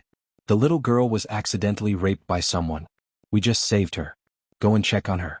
See if her injuries are serious. Give her some medicine. Yi Zitan was also a military doctor and Qinlai's subordinate. She was shocked to hear this and quickly said, Huh? Who did it? Did you catch him? Qinlai glanced in Huoxiaoheng's direction and saw that Huoxiaoheng had silently turned around to face the window. The corners of Qinlai's mouth turned up. He coughed lightly and said unhappily, Why are you asking so many questions? With Huoxiao around, are you worried that you won't be able to catch the culprit? Let me tell you, Huoxiao has already killed the murderer, but you must remember to keep this a secret. Later, Huoxiao will ask you to sign a military order. Do you understand the severity of this? Oh, I understand. I'll definitely keep it a secret. Yi Zitan nodded sullenly and carried the medical kit to the bedroom. The room was very dark. Yi Zitan first turned on the lights, then put on gloves and lifted the thin blanket covering Gun Yanji's body. She gasped at the scene in front of her. Oh, what a beast. How could he be so cruel? He completely disregarded the little girl's health. Yi Zitan saw the deep and shallow bruises on Gun Yanji's body and the swelling of her lower body. She was furious and cursed in the bedroom. Men who committed crimes deserved to die a horrible death. Even turning his bones into ashes was letting him off easy. Qinlai's face contorted as he held back his laughter at the door. He was about to suffer internal injuries. The corners of Huoxiaoheng's mouth twitched as he stood by the window. He returned to his usual expressionless face and calmly turned around to walk out the door. His hands were in the pockets of his camouflage pants and he habitually wore a Bluetooth headset. He came down from the third floor and saw that it was still early. He decided to go for a morning exercise and run a 10-kilometer obstacle course to vent his pent-up energy. Just as he ran out, another call came in through his Bluetooth headset. This time it was an operator from the military base. Huoxiao, there's a message from your civilian line. It's about Miss Gu. Would you like to listen to the message? Hua Xiaoheng was Gu Nianji's guardian, but his true identity had never been made public. The number he gave Gu Nianji was a civilian number, and he was only a small employee in a company. Therefore, Gu Nianji's classmates and friends only knew that she was an orphan and had an uncle from an ordinary family as her guardian. Tell me what's the matter. It's like this. Miss Gu's post-grad interview is today. The call came from Miss Gu's university department. They called more than 10 times in the morning but no one picked up. Finally they called your number. Post-grad interview? Hua Xiaoheng frowned and suddenly remembered that Gu Nianji seemed to have told him a while ago that she wanted to take the post-grad exam. Could it be that she had already finished and was going for the interview? Hua Xiaoheng stopped running and dialed Qin Lai's number. He asked calmly, Qin Lai, did Nianji take the post-grad entrance exam? Qin Lai replied with an "oh" and nodded. She did. I think she got first place. What's wrong? Hua Xiaoheng lit a cigarette and said to Qin Lai, then when will she wake up? Did you know that she has her post-grad interview today? Interview? Forget it. Even if she wakes up today, she won't be able to get out of bed. She's been tortured too much. I'm afraid she'll have to stay in bed for a week before she can get out. Qin Lai said sarcastically as he knocked on the table. Hua Xiaoheng took a long drag on his cigarette and exhaled a cloud of white smoke. He said calmly, okay, then give her a sick note. The more sick, the better. I'll get someone to send it to Nianji's university department and see if they can push the interview back. Qin Lai didn't refuse. He knew that Gu Nianji really wanted to become a law student. As he fiddled with his hemodialysis equipment in his bedroom, he said into his headset, no problem. But do you want me to get someone to put in a good word with the university? Otherwise, it'll be bad if they try to be bureaucratic. I'll get Yin Shixiang to do that. Hua Xiaoheng changed his phone and dialed Yin Shixiang's number. Yin Shixiang was one of Hua Xiaoheng's personal secretaries. He was usually the one to deal with other departments. He was loyal, smooth, and had a glib tongue that could coax the birds out of the trees. When Yin Shixiang received Hua Xiaoheng's call, he quickly agreed and immediately came over to collect the sick note and diagnosis report. He personally drove to Gu Nianji's university department to ask for leave from the teacher. It was 15 minutes before the interview began. Feng Yishi was wearing a light gray suit and skirt. She waited in the conference room with dignity. Today was the interview for Professor He Jichu in B City. Gu Nianji hadn't shown up yet. She probably wouldn't be able to make it. Feng Yishi looked down to hide the joy on her face. In the office next door, He Jichu, a professor in a white suit at B City University's Faculty of Law, had his back to the door. He said impatiently, if you're going to be late for the interview, then don't come. Why are you asking for sick leave? Professor He, our Miss Gu really has an acute illness. Please take a look at this sick note from a professional doctor. There's also a diagnosis report. Yin Shixiang put on an act and took out the medical report he had received from Qin Lai. Of course the illness was fake. The truth could not be revealed. He Jichu turned away from the window and looked down at the sick note and diagnosis report that Yin Shixiang handed to him. Yin Shixiang quietly looked at He Jichu and was secretly shocked. He didn't expect the famous B University Faculty of Law professor to be so young. The tailored white suit on his tall and straight body made him look even more elegant and handsome. Chapter 12. Leaning against the computer chair behind the desk, He Jichu put his hand on the armrest and extended an arm to take the medical leave slip and diagnosis report from Yin Shixiang. He glanced at it and said coldly, she's really sick? If she's really sick, then what's the point of us taking this leave? Yin Shixiang spread his hands and said with a pained expression, our Nianji got first place. If she wasn't so sick that she couldn't get out of bed, why wouldn't she come? He Jichu looked up at him, the corners of his long and narrow eyes slightly raised. Really? Yin Shixiang knew that He Jichu was not only a professor and doctoral supervisor at the B University, the best university in the empire, but he was also a top student at Yale Law School, a tenured professor at Harvard Law School, and a partner at the top law firm in the United States. This kind of person would never easily believe the words of others. That was why he didn't reason with He Jichu. Instead, he took a different approach and tried his best to flatter him. Professor He, our Nianji has admired you since she was young. She said she wanted to be your graduate student since a long time ago. When she found out you were coming for the interview, she was so happy that she couldn't sleep for days. You can't kill the hope of a good student. The corners of He Jichu's eyes twitched. He closed Gu Nianji's file and put it aside. He said dryly, you're going too far. However, Gunyinji got first place this time, so I'll give her a chance. Let her come for the interview in 3 days at this time. I won't wait for her after the deadline. Yin Shixiang was overjoyed and quickly got up. No problem, no problem. We'll be there in 3 days. At the moment, Yi Zieten had already left the Sea City Special Operations Forces base. Only Chunlai stayed in Hua Xiaoheng's bedroom to fiddle with his medical equipment. Gunyinji was still fast asleep on the large bed next to him. Chunlai looked at the freshly printed hemodialysis results and read them carefully. Gunyinji's blood was completely clean. The adverse effects from being infected with H3AB7 had all been eliminated. This meant that Gunyinji had vented at least 7 times that night. Chunlai looked at the data and compared it with the information he had gathered about H3AB7. He shook his head in amazement. Huaxiao was indeed Huaxiao. He was really amazing. Chunlai hummed a tune as he carried the medical kit out of the bedroom. He said to Hua Xiaoheng, who was sitting in the living room eating breakfast, "Huaxiao, thank you for your hard work last night. Come, let me give you a comprehensive physical examination." As he spoke, he rolled up his sleeves and walked over with a stethoscope hanging around his neck and a blood pressure monitor in his hand. On the table in front of Hua Xiaoheng was a plate of 6 huge beef buns, a plate of medium-rare steak, a bowl of mixed grain porridge, a plate of bacon-fried prawns and a bowl of cheese-mashed potatoes. They were all high-calorie and high-protein foods. He put down his knife and fork and held out his arm for Chunlai to examine. A minute later, Chunlai realized that Hua Xiaoheng was fine. He did not sway when he walked, did not pant when he spoke, and did not sweat. His blood pressure and heartbeat were normal, and his face did not turn pale. He didn't look like someone who had done it 7 times in one night. "Huaxiao, where are the condoms I gave you yesterday? Are you done?" Chunlai put away the blood pressure monitor and stethoscope and pretended to ask casually. Hua Xiaoheng pointed in the direction of the bedroom. "It's in the nightstand over there." Chunlai hurried back to the bedroom and found the box of condoms in the nightstand. There were 17 unopened condoms inside, which meant that Hua Xiaoheng had only used 3.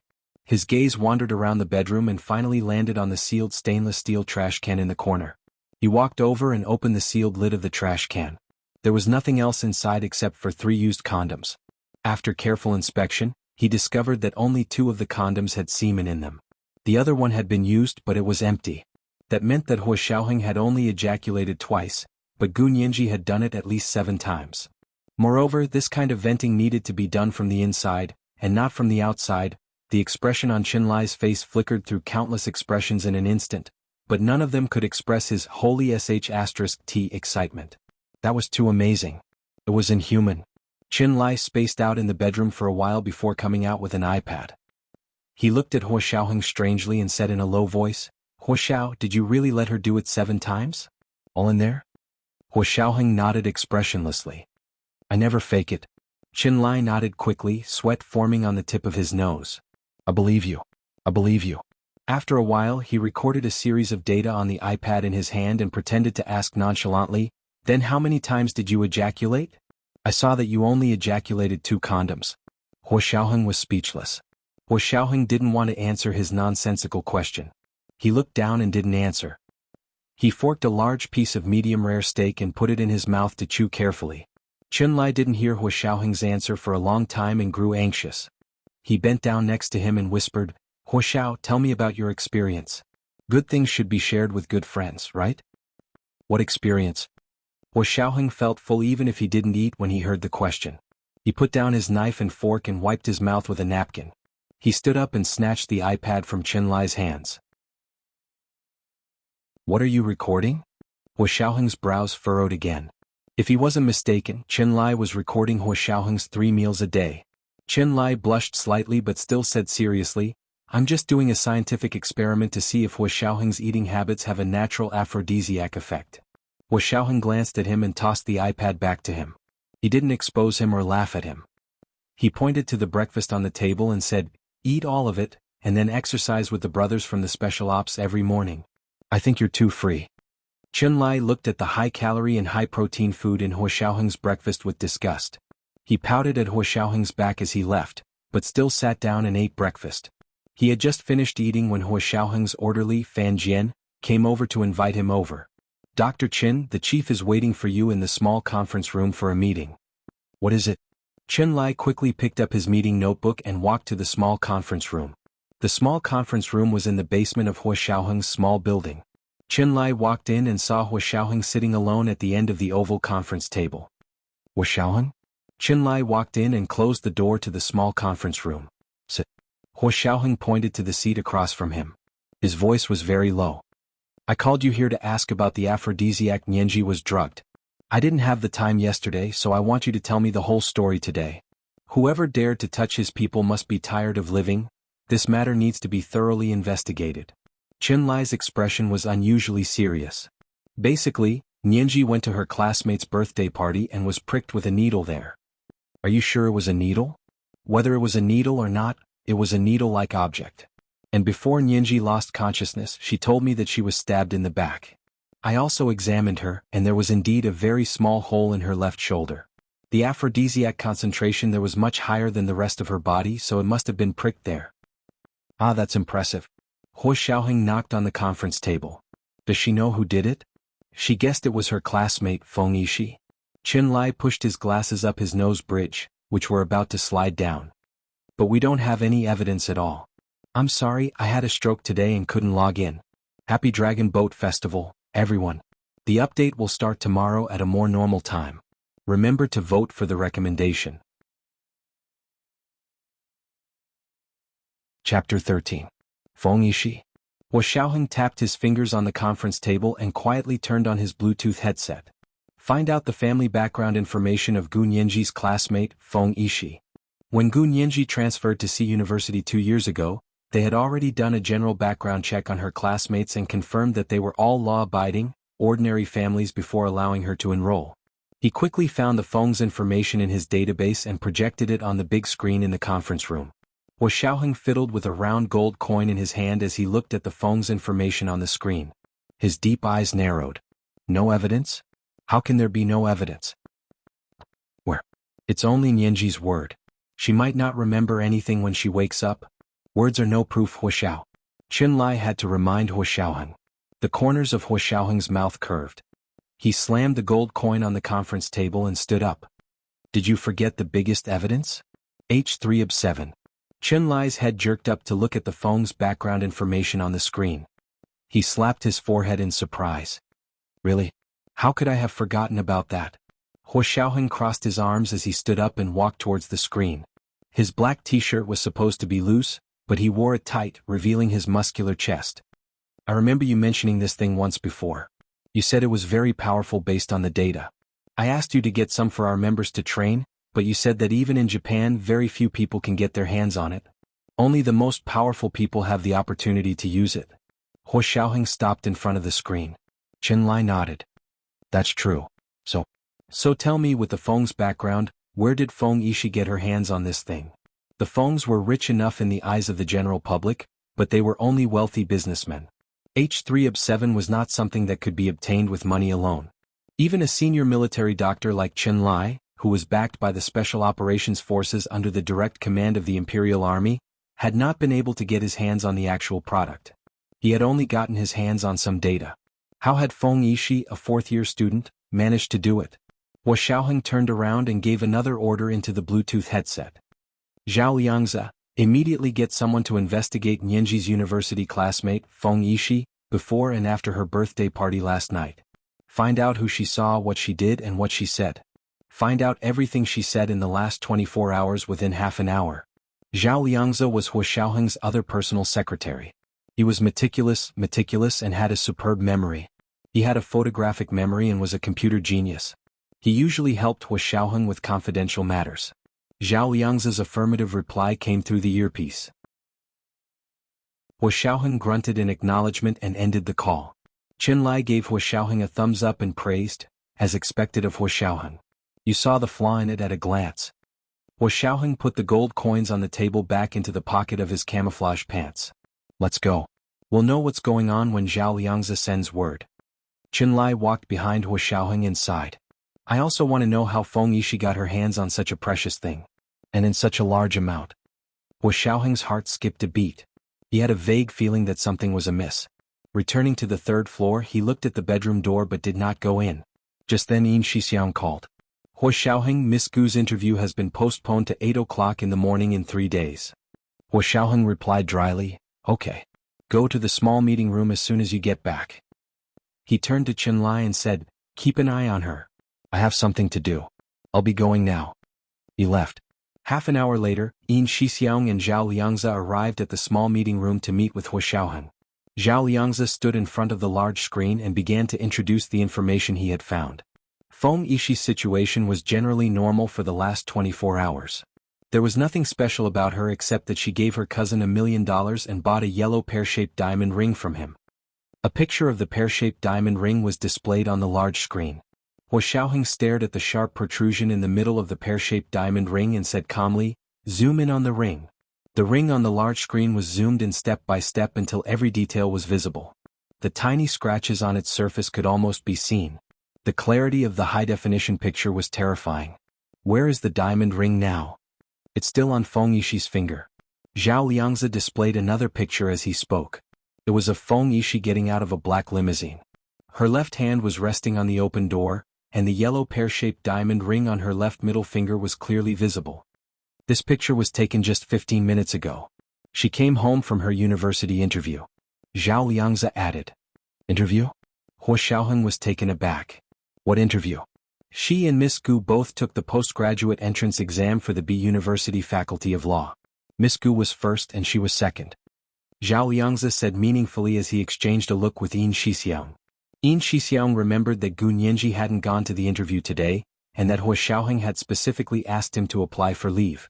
He turned to Hua Xiaoheng and asked, "Hua Xiaoheng, does this have something to do with Miss Gu?" Hua Xiaoheng didn't answer. He ordered sternly, "Continue to investigate where Feng Yishi's cousin got this ring." He took the flash drive containing all the information from Zhao Liangzi and went to look for Qinlai. Qinlai immediately saved the flash drive to his laptop and began analyzing the ring. Although he hadn't seen the real thing, he could calculate the actual size of the ring and the volume of the protrusion at the top of the ring from the high-definition pictures. It's just the right size to hold the H3-7 that Nianji was stabbed with yesterday. An hour later, Qinlai finished the complicated calculations on his computer and rubbed his bloodshot eyes. He looked up at Hua Xiaoheng and said, "The evidence is irrefutable. It must be her." "I know, but she's not the real mastermind." Hua Xiaoheng changed into his military uniform and put on black leather gloves that revealed his fingers. He was going to the gunroom to practice. Qinlai didn't say anything else. Just like Hua Xiaoheng, he was now worried. Night had fallen, and the lights of Sea City's exclusive clubhouse, Feline Men, were lit. Neatly dressed men and women laughed as they walked in and out of the clubhouse. The clubhouse was located in a high-class building and occupied the top 5 floors of the building. In a private room at the end of the corridor on the top floor, a well-dressed young man was so drunk he could barely see who was in front of him. He mumbled, "You want H3-7? That's not cheap."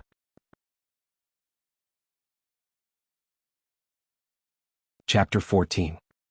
Prepare 2 million in cash. I'll see if I can get you some. The drunk young man said with a smile. His eyes were rolling back. It didn't look like he was drunk, but rather he had taken drugs. The chubby man who called himself Master Zheng smiled and bowed. "Then I'll go prepare. When can you get it?" "Just wait, I'll let you know in a couple of days." The young man burped, took out his cell phone and called his cousin. He waved goodbye to Master Zheng and said drunkenly, "Sister, I'll be the host today to celebrate your success in the interview. Come, room 518 on the top floor of Feline Hall. We'll see you there." Her cousin on the other end of the line was none other than Feng Yishi. She had been very successful in her interview that day, and when she thought of how handsome He Jichu, the 28-year-old professor from the B University Faculty of Law who had returned from abroad, was, her heart began to race. She wanted nothing more than to cheer and jump for joy, to share the joy and pride in her heart with everyone. "Cousin, you're really going to celebrate with me?" "Of course you're my cousin. What kind of relationship do we have?" "Come quickly. You'll know when you get here. There's a big surprise." "Okay, I'm coming." Feng Yishi smiled and changed into a short black and white dress. It was so short it stopped at the base of her thighs and made her legs look even more fair and slender. Feng Yishi arrived at room 518 on the top floor of Feline Restaurant alone. As soon as she pushed the door open, she saw the lights suddenly turn on in the dark room. Countless flower petals and confetti fell from the ceiling. There was also the sound of champagne popping open and the sound of trumpets beeping. The atmosphere was very lively. Surprise. A group of fashionably dressed men and women came out from all directions of the room and applauded Feng Yishi. Feng Yishi's cousin walked over from behind the crowd with a large bouquet of roses. He smiled and handed it to her, then pulled her into his arms and kissed her cheek. "Little sister, I congratulate you in advance for getting into Professor Hijichu's graduate program in the B University Faculty of Law." Feng Yishi couldn't stop smiling. After laughing and joking around with everyone for a while, someone took out the good stuff and started sucking each other. Feng Yishi didn't usually touch this stuff, but she was so happy today that she couldn't help but give it a try when she saw other people sucking on it so hard. After that, she could not remember what happened. She only remembered that her body was very hot. She kept drinking and laughing like a lunatic. Then she kept taking off her clothes and hugging someone. In front of the surveillance screen in the security room of Fortune Gate Clubhouse, a man who looked like a security guard secretly recorded the contents of room 518 and then sent it to a mysterious mailbox. Not long after, Zhao Yangzi received the video on the other end.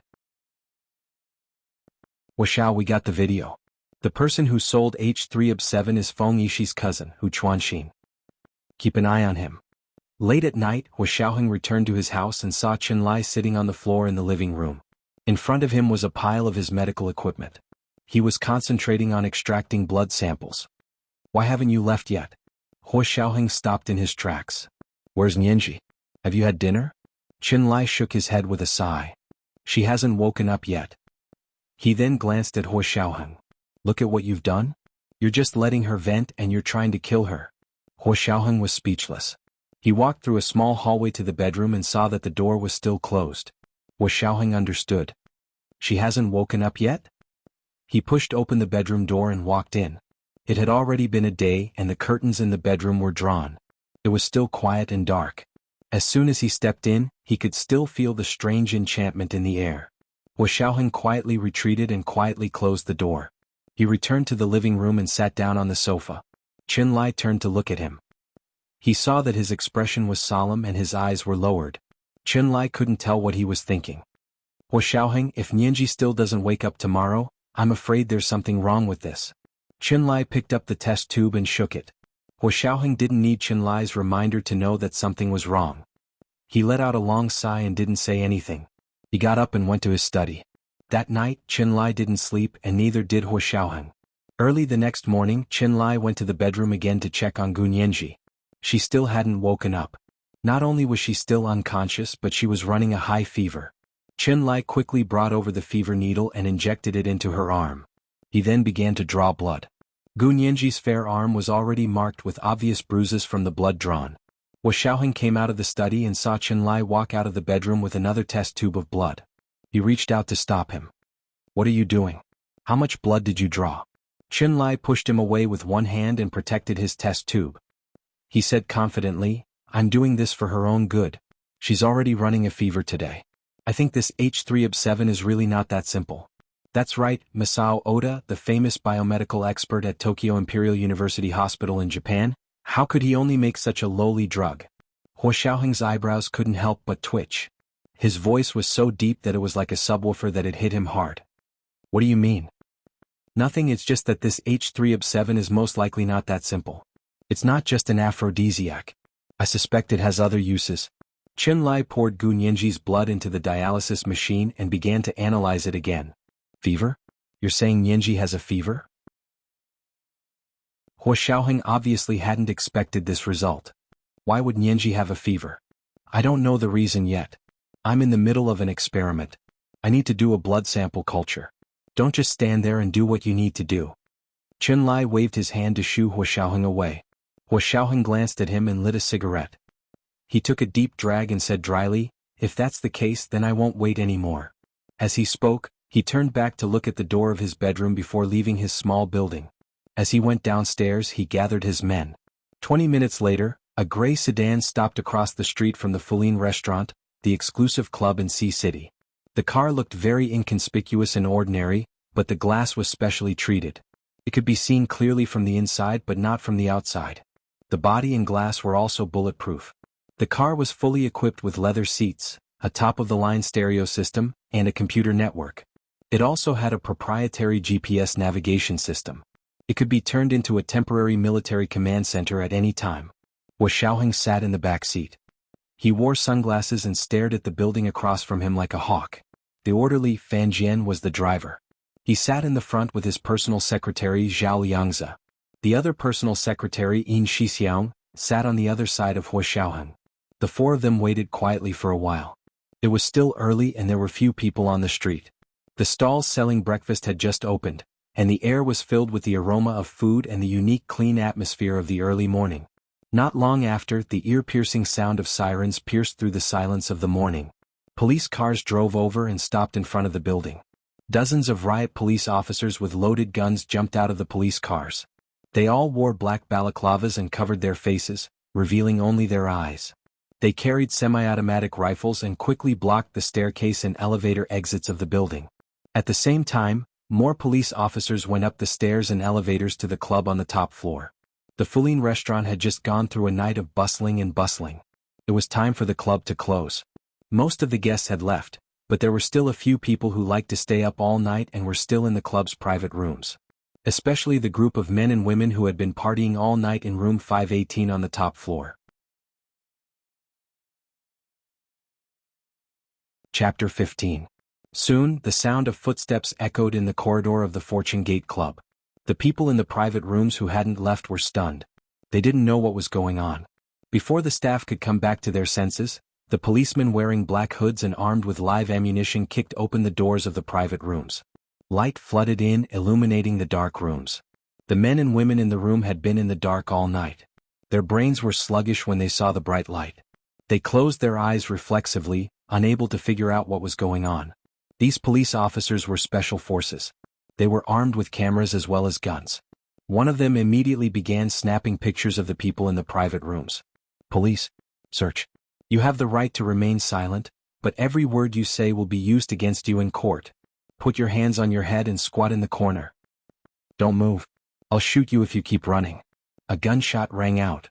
A man who had been trying to escape through the door was so frightened by the gunshot that he crouched on the floor with his hands over his head. Although the police had fired a shot, it wasn't aimed at the man. It was aimed at the air as a warning. Feng Yishi was dragged out from under the men by the policewoman. She was only wearing her top. Her lower body was bare, and even her underwear was nowhere to be seen. You're gathering people to commit lewd acts. One of the police officers scolded. Where's your ID? Huh? You're on drugs? What's this? One of the police officers noticed some white powder on the sofa and round table in room 518. He quickly put on his gloves and swept the powder into a clear plastic sample bag. How dare you skate? I think you're tired of living. Take them all away. Feng Yishi finally came back to her senses. She looked around in terror and suddenly felt a cold breeze blow against her lower body. She looked down and screamed. She covered her bare lower body and cried out, "Where's my dress? Where's my dress? Let me put on my dress." A policewoman wearing a black hood looked around. All she saw was a pile of torn strips of what looked like a skirt. She picked them up with her baton and showed them to Feng Yishi. Is this your skirt? Feng Yishi grabbed it to cover her lower body. She stammered, "WW, what are you doing? I want to see my lawyer." Sure. Get your lawyer to come get you when we get back to the police station. As she spoke, the policewoman ordered them to put one arm over the other's shoulders and form a long line. They pushed them out like blind people crossing the street. Feng Yishi's cousin was completely drunk. He wasn't even wearing underwear. He was even worse than Feng Yishi. He couldn't even stand. He had to be carried out alone. By the time the riot police pushed the group out of the building, there were already a crowd of onlookers. When they saw the disheveled women being pushed out by the police, some people in the crowd immediately raised their phones and took pictures. Some busybodies were especially excited to see the heavily armed SWAT team. They called the news hotlines early in the morning. Television stations, online media, and newspapers all came. Even some passers-by who liked to post on Weibo and WeChat moments rushed over to share first-hand news on the scene. For a while, the local morning news in Sea City, Weibo of the Empire, and all the major marketing accounts took over. The WeChat moments of the entire empire were flooded with news about the Sea City SWAT team. The internet was in an uproar. Netizens liked how cool the SWAT team was and drooled over the photos of the arrest scene. Of all the photos, Feng Yishi was the most beautiful and had the best figure. Her butt was bare and her expression was a little dazed. She was the one with the best figure. Feng Yishi became famous before she even arrived at the police station. Although her semi-nude photos had been instantly deleted by many websites, they had made it to the top of the most popular search list on a private website.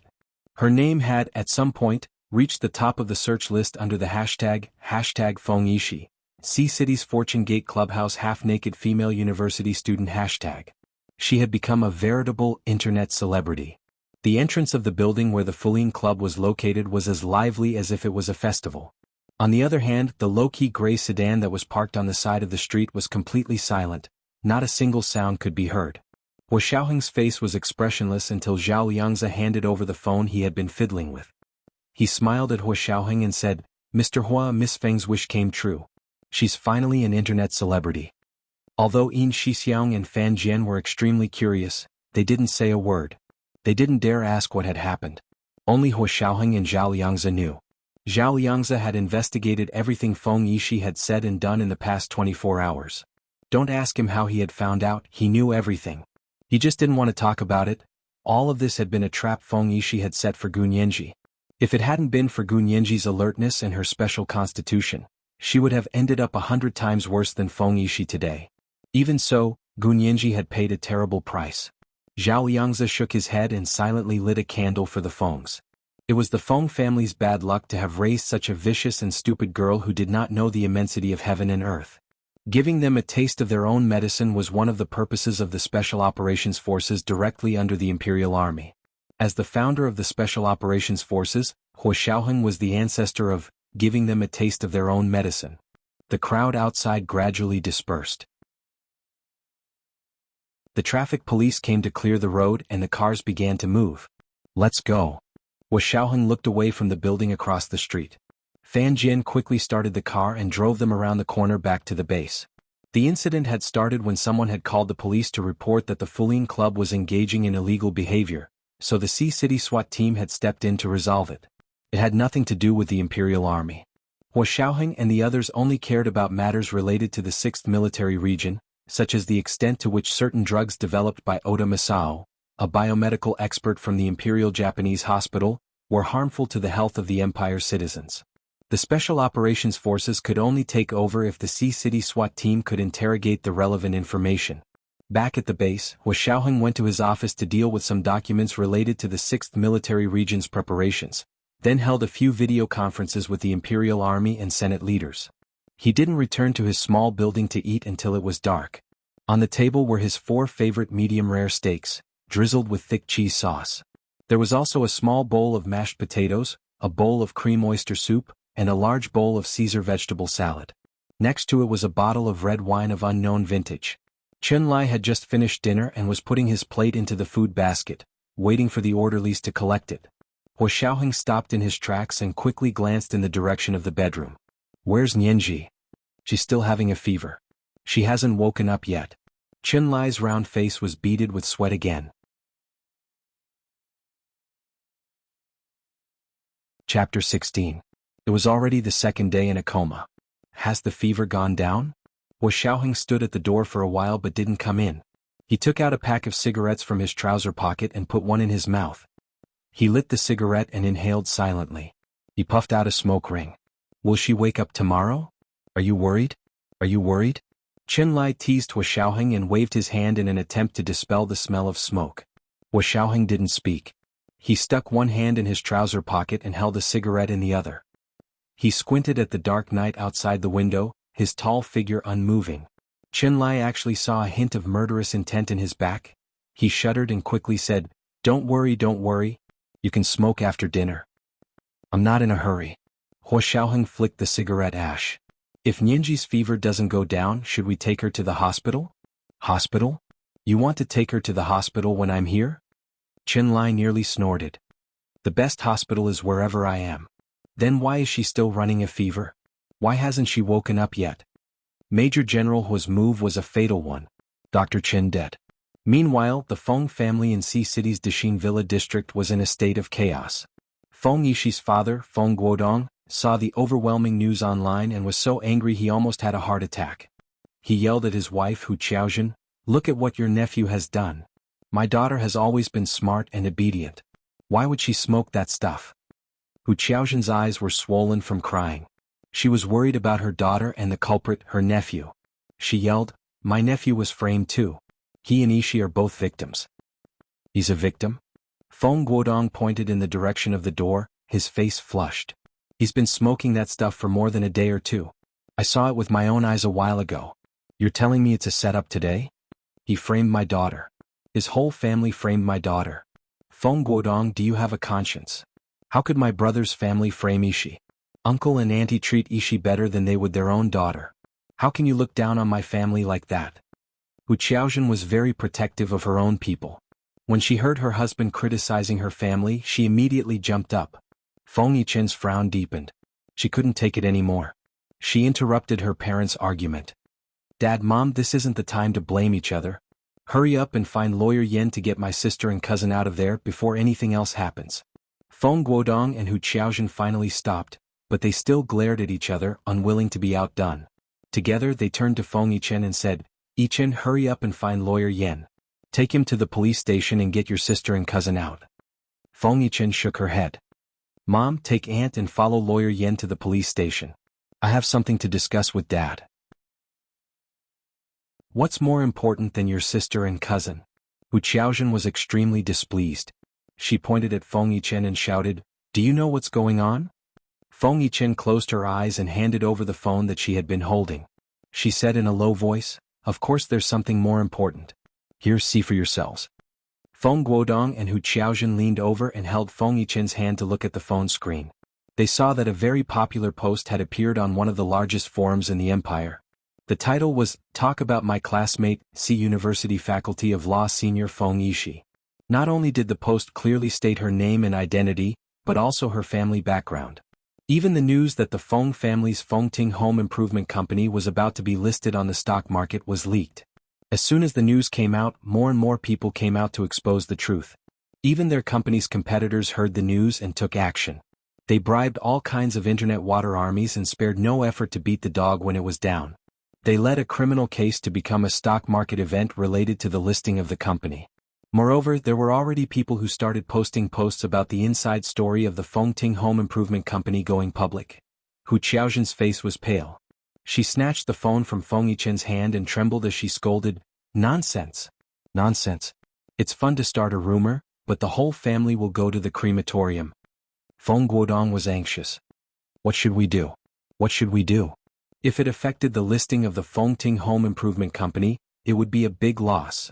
Dad, you stay with me. I know a few friends who are in contact with the Internet Water Army Company. We'll pay some money and hire an Internet Water Army Company to immediately clear the name. Also, pay Chindu some money to suppress all kinds of searches related to this matter. Just don't show it. Feng Yichen was quite knowledgeable about the Internet. She was also AC University Faculty of Law student, and she was about to graduate this year with a master's degree. Therefore, she knew some people who made a living on the Internet. The problem with the family company was more important than Feng Yishi's personal reputation. The family stopped arguing and quickly came to an agreement. Hu Qiaozhen took Lawyer Yen and her sister-in-law to the police station to pick them up. At home, Feng Guodong and Feng Yichen contacted all kinds of internet water armies. At the same time, they contacted Chindu's planning department to suppress the search terms. However, after making a round of phone calls, Feng Guodong and Feng Yichen discovered that not a single Internet Water Army company was willing to accept their work. Although Chindu agreed to publish articles on the search terms, they asked for an exorbitant price. 50 million? Why don't you go to hell? Feng Guodong threw his phone away and hugged his head as he sat on the sofa. He almost burst into tears. That night, many people in Sea City could not sleep. Wu Xiaoheng did not sleep at all. At dawn, he opened the curtains in his study to find that it was cloudy outside. It was drizzling. Spring rain was as precious as oil. Late spring and early summer in Sea City had always been the most beautiful season, but he was not in the mood to enjoy the scenery. It was already the third day. Chenlai, is Nianji awake? Hu Xiaoheng asked as he came out of the guest bathroom and dried his hair. Chenlai came out of the bedroom with his medical kit and shook his head helplessly. She's still running a high fever. I've already called Dr. Yi to come over and give her an 4. Hu Xiaoheng did not say anything else, but his expression became even more resolute. He had always been like this. The more troublesome the situation, the more composed he was. Many people said that he had the demeanor of a general, so most people were sincerely convinced that he had been promoted to Major General at such a young age. That was because his military rank had been earned with his blood and life. After sitting down and carefully finishing his breakfast, Hua Xiaoheng called Zhao Liangzi again. Bring forward the original plan by 1 day. An hour later, Hua Xiaoheng was already wearing sunglasses and sitting in a silver Chrysler RV. The car was not expensive, but it was not cheap either. It was the most inconspicuous to stop near the Fengting Home Improvement Company because it was full of such cars. Hua Xiaoheng also sat in the back seat and quietly looked at the 30-story building opposite him. The Fengting Home Improvement Company occupied the 1st to 5th floors of the building. It was not small, but it was a home improvement company, so it was very ostentatious. Zhao Liangzi told Hua Xiaoheng about the situation of the Fengting Home Improvement Company in the front seat. This company has been established for more than 30 years, but it has always been small. In the past 2 years, in order to go public to make money, it has borrowed money from the bank on a large scale to support its appearance. Before he finished speaking, a van stopped in front of the building opposite. Several men in white police uniforms and security uniforms got out of the van and entered the building. Hua Xiaoheng's expression was the same as usual as he leaned against the back seat. His gaze was deep as he quietly watched the situation opposite him. Seeking recommendation votes on Monday. Intersection. Regarding the issue of updating the new book and adding the group, I will post a separate chapter to explain in the related section of the work. Dear friends, please. Chapter 17. The drizzle, which had started in the early morning, seemed to have gotten heavier and the sky was getting darker. There weren't many pedestrians on the street. They were all in a hurry. No one stopped, and no one paid attention to what was going on inside the cars parked on the side of the street. Inside the building, the employees of Fengting Home Improvement Company had just started work. A group of legal personnel with a search warrant from the court barged in. Without any explanation, they swept everything in the office clean. The office of the big boss, Feng Guodong, had been turned into a snow hole. Nothing was left, not even the trash can. The company's secretaries and managers had been ringing Feng Guodong's phone. Only then did Feng Guodong rush over from home. What's going on with you? Our company is operating legally. How can you just plunder it? Feng Guodong was furious. He hadn't slept all night. He had been dealing with Feng Yishi's case. He hadn't expected his company to face such huge trouble so soon. The legal personnel who had come to investigate showed the search warrant from the court. The bank is suing you for loan fraud. We're just collecting evidence. Feng Guodong felt as if a basin of cold water had been poured over his head. Although his whole body was shivering, his forehead was so hot that it was sweating. Half an hour later, the legal personnel came out of the building with cardboard boxes of all sizes. They contained all kinds of documents, computer hard drives, laptops, cell phones, and tablets. The last one to come out was the big boss, Feng Guodong, dejected and handcuffed. As soon as he came out, the TV stations and online media who had heard the news rushed over with their cameras and cell phones. They took photos and interviewed him.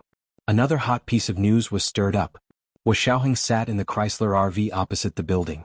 He watched the scene quietly until all the people had been taken away. Then he said calmly, "Go back." In the afternoon, Fengting Home Improvement Company's application to go public was officially rejected by the CSRC. The bank demanded that Fengting Home Improvement Company immediately liquidate and repay the loan. For a moment, the Feng's phone was exploding with calls. Hu Qiaozhen had just returned home with her sister-in-law and lawyer Yen. They hadn't even had time to drink water when she saw her eldest daughter, Feng Yichen, looking ashen. She held the phone and said to her, "Mom, we're done for." Lawyer Yen immediately asked, "What's wrong?" "I've already contacted the police station about your sister. She'll be released after the investigation is done." "It's not my sister. It's our family's company," Feng Yichen said. She couldn't even hold the phone firmly in her hand. It fell to the ground with a clatter. Hu Qiaozhen was in a hurry to go to the police station to pick up Feng Guodong. In the end, 2 policewomen came and accused her of falsifying the accounts to get a bank loan. They directly arrested her. Hu Qiaozhen was the CFO of their company and also the legal representative. In terms of legal liability, she was even bigger than her husband, Feng Guodong. Moreover, their house was held in the name of the company. Once the company went bankrupt, the house would be repossessed by the bank. Hua Xiaoheng had already quietly returned to the base while the Feng family was being turned upside down. It was another evening. The rain was much lighter, but it was still dense. Hua Xiaoheng didn't hold an umbrella and walked back to his building alone. His hair was wet from the rain, and his black hair reflected the color of the water. In the night, his solemn face was so handsome that it took one's breath away. Along the way he caught the attention of many female officers in the station. But he didn't notice. As soon as he entered the door, he went straight to the bathroom and took a large towel to wipe his head. Qin Lai came out of the bedroom where Gun Yanji was lying. He knew that Hua Xiaoheng had returned. Before Hua Xiaoheng could ask, he immediately raised his hands. She's not awake yet. She's still running a fever. Hua Xiaoheng pursed his lips and threw down the large towel. He strode to the bedroom. This was the first time in 3 days that he had stepped into his bedroom. The lights were still on. Qin Lai had forgotten to turn them off when he came out. There was an 4-pole on the side of the large bed. Gun Yanji lay motionless on the bed. One thin arm was draped over the dark purple thin blanket, and the back of her hand was punctured with an 4-needle. Hua Xiaoheng walked in expressionlessly and sat on the edge of the bed. He reached out to touch Gun Yanji's forehead, then quickly withdrew his hand. As expected, it was scalding hot. But Gun Yanji's face wasn't flushed like a patient with a high fever. She lay on the bed with her eyes closed. Her skin was as clear as the moon, and her long black eyelashes were like 2 rows of small fans that covered her large lively eyes. Hua Xiaoheng suddenly missed Gun Yanji's usual long eyelashes fluttering and her incessant chatter. Although he rarely responded and most of the time he would just reply with a simple, it didn't stop Gun Yanji from talking to herself and enjoying herself. But such a lively and adorable little girl was now lying unconscious on the bed with a high fever. He didn't know what could have happened to her. Hua Xiaoheng frowned as he stood up and walked out of the bedroom. This matter couldn't be delayed any longer. If something really happened to Gun Yanji, he had to report it to the military. As soon as he walked out of the bedroom, his Bluetooth headset rang. It was Zhao Liang's voice. Hua Xiao, Hu Chuanxin said that H3ob7 was sold to him by a Japanese woman. Because it's related to a foreign enemy, this matter involves the jurisdiction of the 6th Military Region, so we really have to intervene.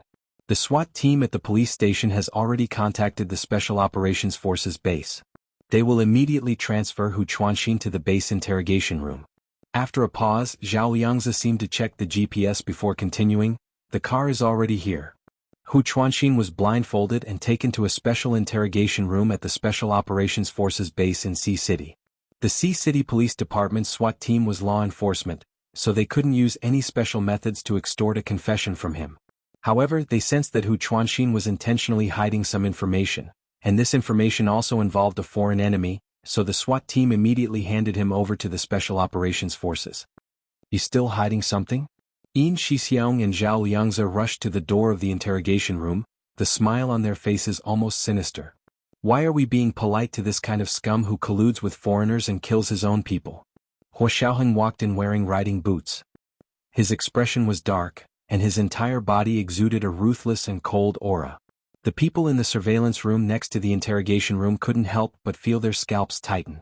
The last time Major General Hua had been this gloomy was after a mass murder of the descendants of the Empire's immigrants in a certain country on Blue Planet. At that time, the Empire didn't show up, but the Special Operations Forces were mobilized in a certain country for one night. Later, the government of a certain country had no choice but to perform a huge ritual to release the innocent descendants of the Empire's immigrants who had been killed in the massacre. And this time, Major General Hua's ruthless aura was even more terrifying than the last time. This book is based on fiction, so don't connect it to reality. It has nothing to do with reality at all. When you read the story, you mainly read the story. The job settings are based on the text.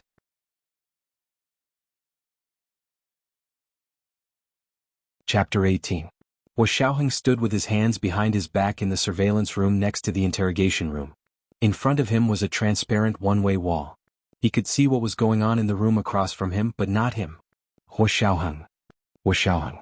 The people monitoring the interrogation in the room immediately stood up. Hua Xiaoheng raised his arm and gestured to them as he stared fixedly at the situation behind the wall. Hu Chuanxin had only lasted 15 seconds in the interrogation room of the Special Operations Forces base before confessing everything. "That Japanese woman is called Yamaguchi Yuko. I met her when I was drinking at Feline Restaurant. She was alone at the time and heard me bragging to my buddies about finding a powerful aphrodisiac. I was happy, so she came over and introduced herself as having the best aphrodisiac in the world. She just wanted to see if I could afford it." Hu Chuanxin endured the immense pain and stuttered out. This Hu Chuanxin wasn't stupid after all. He actually knew to hide the fact that they were using the aphrodisiac against Gun Yanji. Hua Xiaoheng's eyes were dark and unfathomable. He raised a hand to rub his chin and thought for a moment before turning to leave. At the same time he turned on his Bluetooth headset and ordered Zhao Liangzi, investigate Yamaguchi Yuko. Because Hu Chuanxin had traded with Yamaguchi Yuko before, he knew more about her, so Zhao Liangzi joined the interrogation to get more information about Yamaguchi Yuko from Hu Chuanxin. The more detailed the information, the easier it would be for him to find this person.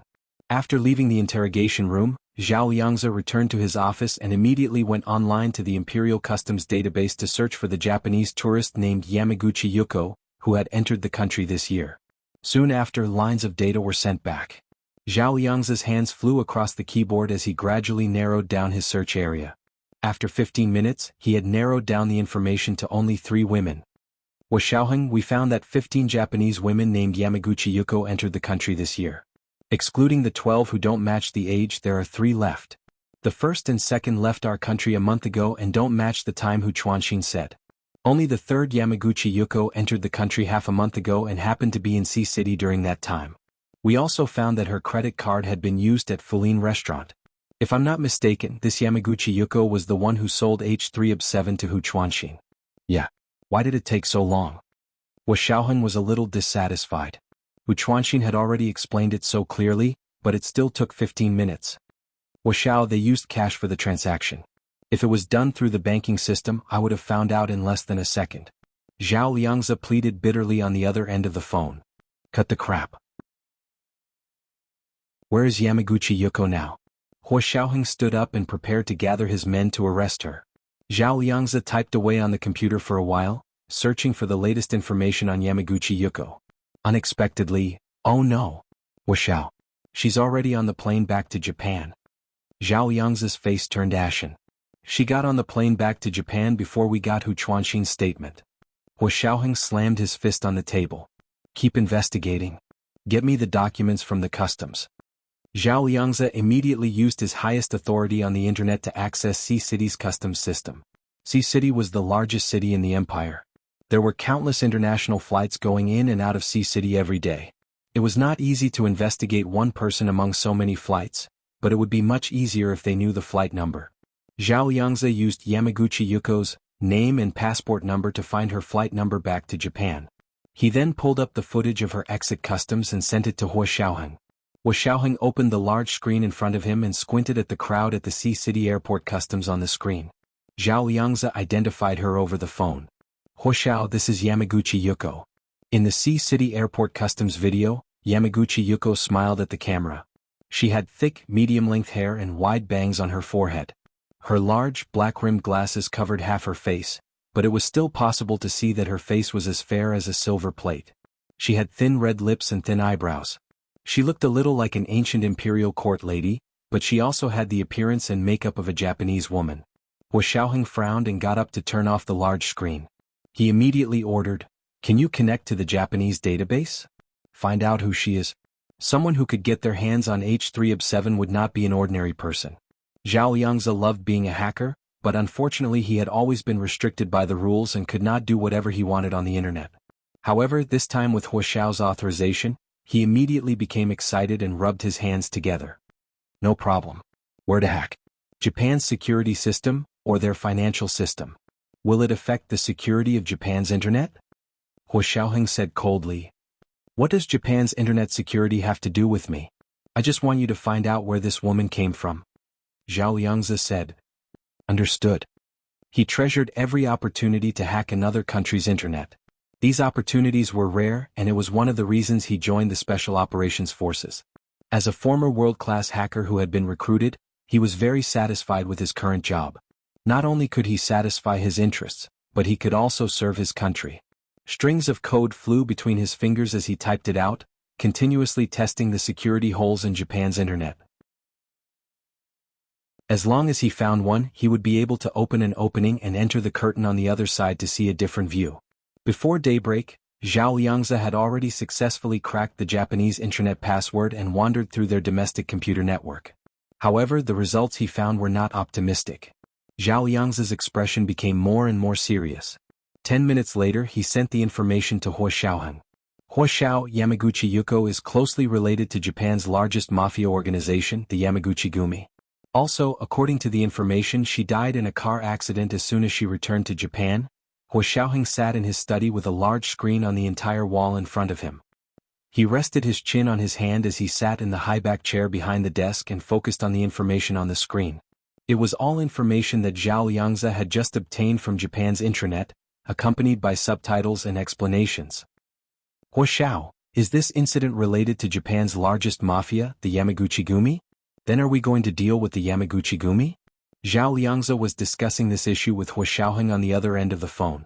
Deal with the Yamaguchi-gumi? Hua Xiaoheng didn't say anything. His deep eyes were as dark as the night. He gently stroked his chin with one hand, feeling the light green stubble that had just grown out. With the other hand he took out the gold coin from his pocket and played with it again. Based on his intuition, the trail ended there. It was not that they did not dare to go against the Yamaguchi-gumi, but why did they have to go against them? How could a dead person like Yamaguchi Yuko prove that it was really related to Japan's largest mafia, the Yamaguchi-gumi? The entire incident was closely linked, leading them to follow the clues and get to the bottom of it. Only then did they find Yamaguchi Yuko. However, Hua Xiaoheng's intuition told him that this kind of following the clues was too easy. The clues seemed clear, but there was actually a mystery hidden within. If it really was the Yamaguchi-gumi's doing, what was their motive? Why did they directly choose Gunyenji? And Hua Xiaoheng believed that Gunyenji's existence would not be known by the Yamaguchi-gumi. The empire's military had hidden her very well. Otherwise, Gunyenji's blind university classmate would not have used such a vicious and stupid method to plot against her. But if it wasn't the Yamaguchi-gumi, why would the mastermind lead them to the Yamaguchi-gumi? What was the real motive they were trying to hide?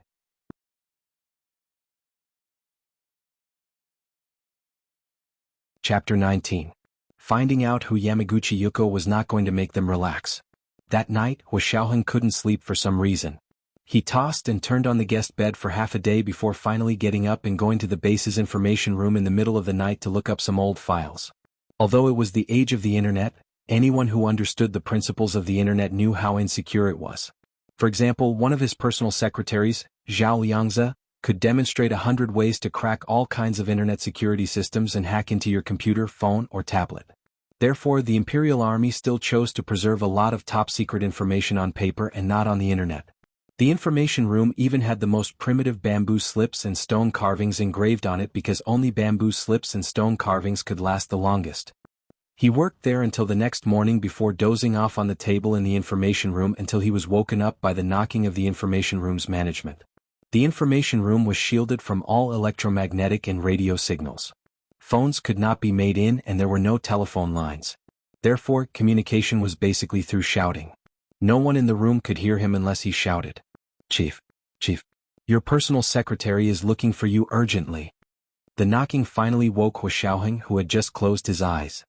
He composed himself and went to the bathroom inside the information room to wipe his face with cold water.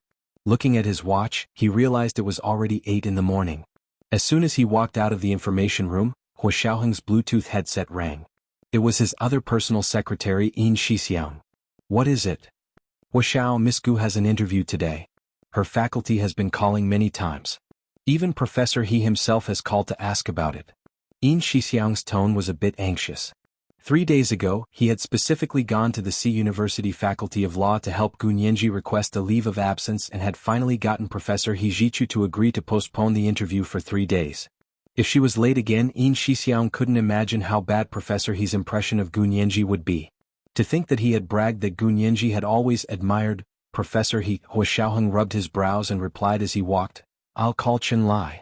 Qinlai picked up, and before Hua Xiaoheng could speak, Qinlai had already said, "Hua Xiao, Nianji hasn't woken up yet, but her fever has gone down a bit. What's going on? Don't you have a clue?" Hua Xiaoheng stopped in his tracks and looked up at his little building. He was in a bad mood. He took out a cigarette and smoked under the tree in front of the building. Qinlai was also full of grievances. "Hua Xiao, I can guarantee that her health is absolutely fine. I monitored her heartbeat and pulse 24 hours a day and tested her blood every 2 hours. Every 2 hours. Is she your blood bank? I think you might as well tear her apart and turn her into a specimen." Hua Xiaoheng made a rare sarcastic remark, which was very rare for Major General Hua, who never showed his emotions on his face. Qinlai had no way to refute. He could only cover his face and accept the mockery. Hua Xiaoheng hung up and was about to call Yin Shixiang back when he heard the operator's voice again. Mr. Hua, Professor He from the B University Faculty of Law has strongly requested to speak to you personally. Hua Xiaoheng thought about it. With a cigarette in one hand and the other in the pocket of his military trousers, he leaned against the tree and said calmly, "Take it."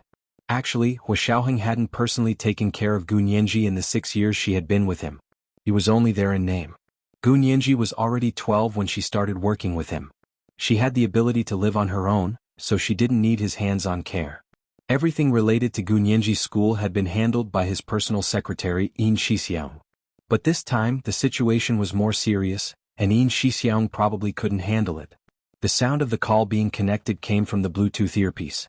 Hua Xiaoheng didn't speak. The other party was silent for a second before asking first, "May I ask if this is Gu Nianji's guardian, Mr. Hua?" Hua Xiaoheng grunted. "Yes, what do you want?" "Gu Nianji postponed her interview today," He Jichu said simply, his voice very cold. "She's late for the second time." "Yeah, I want to ask for a few more days off. She's not feeling well." Hua Xiaoheng flicked the cigarette ash and said calmly. He Jichu was obviously angered by his nonchalant attitude. "She's still asking for more days off? Don't go overboard. I've already given her a chance. It's unfair to the other candidates if I accommodate her again. You're Gu Nianji's guardian, so I'm officially informing you that she won't get a chance to enter the B University Faculty of Law this summer. You'll have to find someone else." He hung up. Hua Xiaoheng frowned but didn't take it seriously. He turned around and went to his office to work. In the next few days, not only did the people around Gu Nianji suffer, but the Fengs were even more worried. The development of the situation was completely out of their expectations. The high-end club in Sea City, Fuline Restaurant, was the property of Feng Yishi's uncle, the Hu family. Because of the incident between Feng Yishi and Hu Chuanxin that night, the Hu family not only faced a sky-high fine, but were also burdened with debt. The bank refused to continue lending them money and instead urged them to repay immediately. Their friends and relatives in the industry also avoided them. The only family that could help them, the Fengs, were already in trouble. The Hu family had no choice but to declare bankruptcy. They no longer had the money to hire an expensive lawyer to bail Hu Chuanxin out. Hu Chuanxin was also found to have repeatedly used drugs on minors. Coupled with the fact that he provided a place to take illegal drugs, the evidence was conclusive. He would be sentenced to life imprisonment at the very least. The Fengs were a complete mess. The Fengting Home Improvement Company was found to have falsified accounts to obtain bank loans and evaded taxes. Not only was there no hope for the company to go public, but Feng Guodong and Hu Qiaojin were also convicted and sentenced to prison. Feng Yishi's crime was lighter. She was only guilty of taking illegal drugs and possessing an excessive amount of illegal drugs. She was sentenced to 3 months of detention and 1 year of re-education through labor. Because she had broken the law, the C University Faculty of Law expelled her according to school rules. Of course, there was no chance of her graduating certificate. The Feng's property, savings, and all of their valuables were confiscated by the bank to pay off their debts. The only person who had not been involved in a lawsuit was the eldest daughter of the Fengs, Feng Yichen. Overnight, she had gone from being a princess with a fortune of tens of millions to an ordinary person with no permanent assets. She could not accept such a drastic change. Early that morning, Feng Yichen was carrying a small Louis Vuitton suitcase. She turned around to look at the villa she had lived in for more than 10 years. Her expression was one of sadness. "Sister Yichen, Brother Biao is waiting for you." A skinny man with dyed blonde hair opened the car door with a smile and invited Feng Yichen in. Feng Yichen turned around and glanced at the black Mercedes-Benz 700. Her mood improved a little. She bent over and got in. Chapter 20.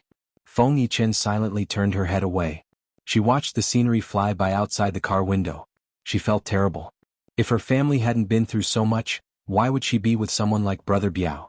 But she had never thought about marrying him, so it made no difference to Feng Yichen whether he had a wife or not. The Brother Biao, that the yellow-haired man had mentioned, was the infamous boss of the underworld in Sea City. He had been courting her for a long time. Feng Yichen had never taken him seriously before, but she had always been tactful. She had never shown any contempt or disdain for Brother Biao. That was why Brother Biao had become her last hope. The car gradually drove away, and the Feng family's name disappeared in Sea City. Hua Xiaoheng had not been idle these days. Ever since he had found out that Yamaguchi Yuko had died in a car accident after returning to Japan, He had felt that something was amiss. At first, he had thought that it was just an accident caused by jealousy between girls, but later he realized that it was not that simple. Huo, do you really not want to deal with Yamaguchi-gumi in Japan? Zhao Liangzi had been focusing on gathering intelligence on Japan these days. The Yamaguchi-gumi was of utmost importance. Huo Xiaoheng played with the round gold coin in his hand. Finally, he slammed it on the table and made a decision. No, we're not going to deal with Yamaguchi-gumi. What? Yin Shixiang and Zhao Liangzi jumped up in unison. Huo Xiao, you don't want revenge. This was really not Huo Xiao's style. Huo Xiaoheng glared at them. How is that possible? We're not going to deal with Yamaguchi-gumi, we're going to deal with Oda Masao directly. Zhao Liangzi was the first to react. His eyes lit up and he gave Huo Xiaoheng a thumbs up. Huo Xiao is Huo Xiao. To shoot a man, first shoot the horse. To capture the bandits, first capture the ringleader. We're going to deal with Oda Masao. Oda Masao, a biomedical expert at Tokyo Imperial Hospital in Japan, was the creator of H3OB7 and the culprit behind the incident. Since they had chosen their target, the next step was to gather information on him. Know yourself and know your enemy and you will never be defeated. Just as they were preparing, the Special Operations Forces stationed in Japan sent a message about Oda Masao. It turned out that the CIA and Britain's MI5 were both investigating Oda Masao. Huo Xiao, it looks like there really is something wrong with this Oda Masao. Zhao Liangzi projected the information sent by the Japanese Special Operations Forces on the big screen and explained it to Huo Xiaoheng. Huo Xiaoheng placed one hand on the long table in front of him and the other on the armrest of the soft chair. He nodded thoughtfully. Then let's do it. We're going to Japan. Mr. Huo wants to go himself. Zhao Liangzi was shocked. Can't you let the people over there do it? This is no small matter. It's more appropriate for me to go there myself. Huo Xiaoheng stood up and closed the notebook next to him. He said to Zhao Liangzi, you and Yin Shixiang tell your families to come with me to Japan. This time only the three of us will go. Roger, Chief. Zhao Liangzi quickly saluted and asked, what about the base? Where is Miss Gu? It had already been 5 days and Gu Nianji still hadn't woken up.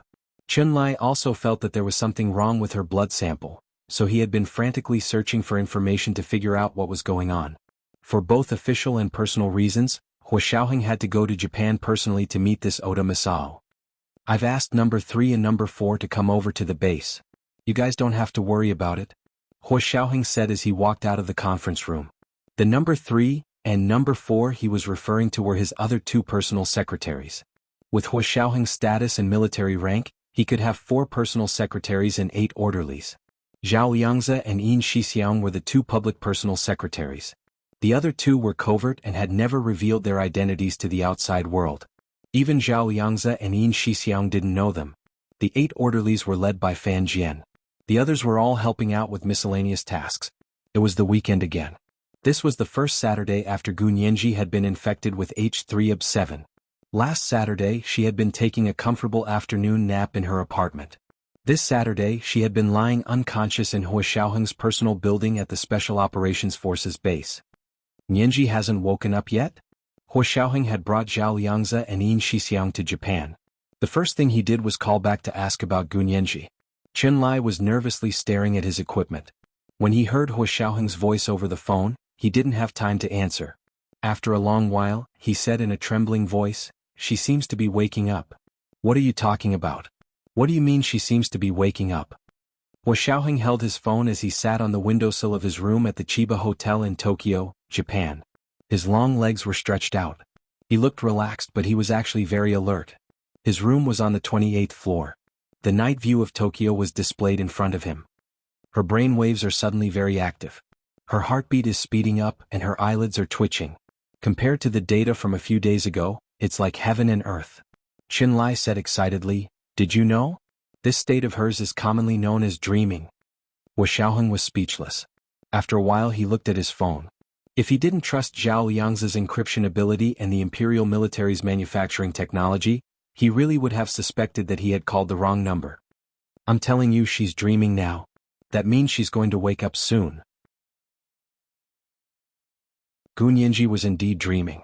In her dream she returned to the first time she saw Huo Xiaoheng 6 years ago. The azure sky, the snow-white clouds and the golden sun shone down on the earth. The gentle wind blew on her face. It was so familiar and warm. Suddenly, a huge passenger plane came out of the clouds. The people who were watching the scenery were immediately thrown into chaos. Everyone looked up at the sky. The blood-red words, MH210, reflected the snow-white body of the plane. It left a deep impression in her mind. But the next moment she was already in a sea of fire. She was the only person in the car. She was terrified, crying and banging on the window. But all she saw was people pointing at her. The flames grew closer and closer, scorching her skin. She could even smell the burning ends of her hair.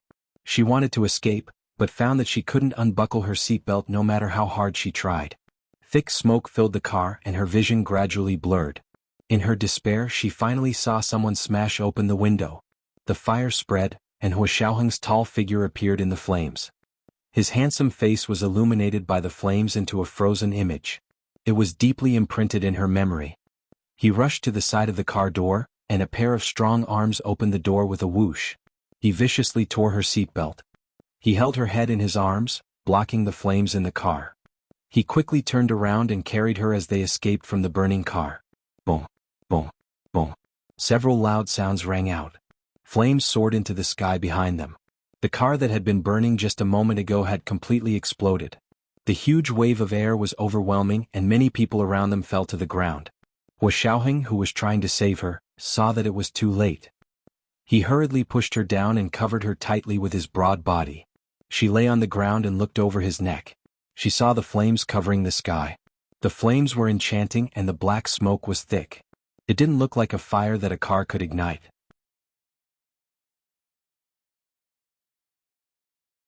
Chapter 21.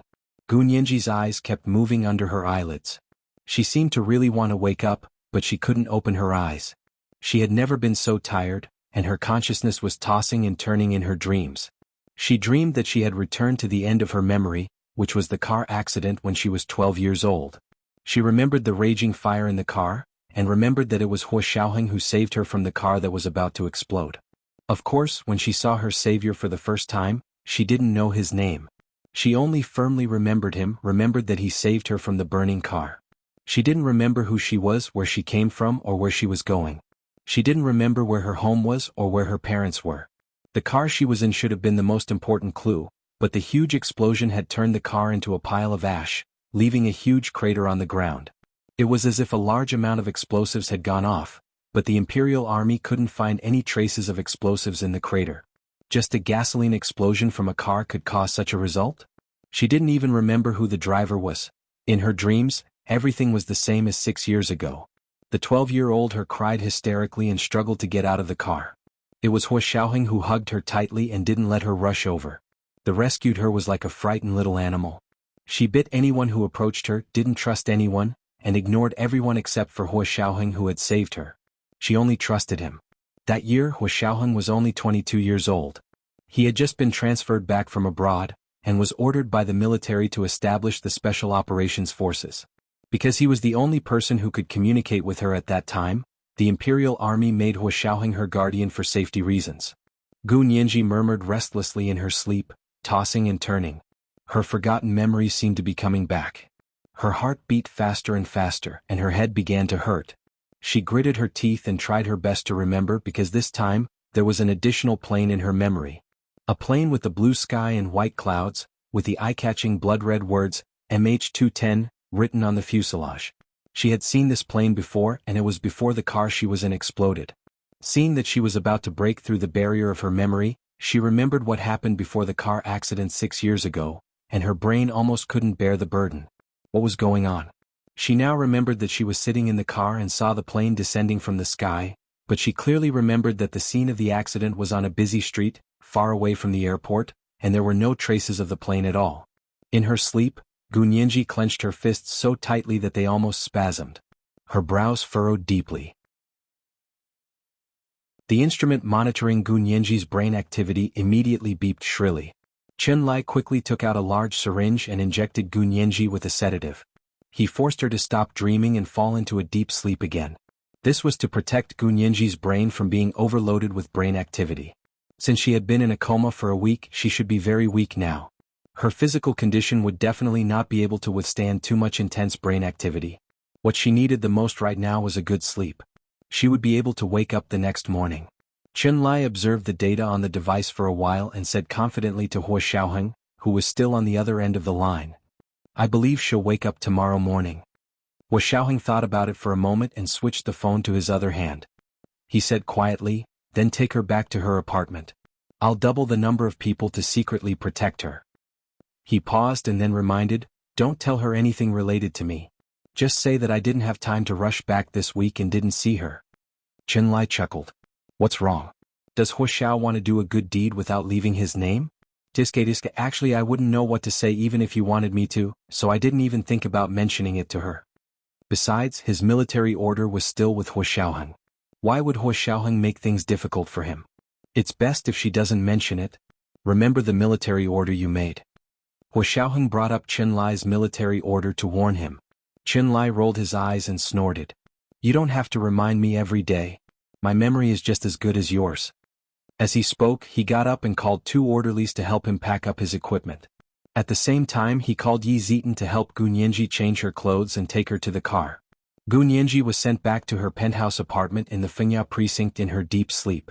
The apartment had 2 units on each floor, but there was only 1 unit on the top floor. Therefore, the elevator went directly to her apartment. It was very safe and secluded. The next day was Sunday.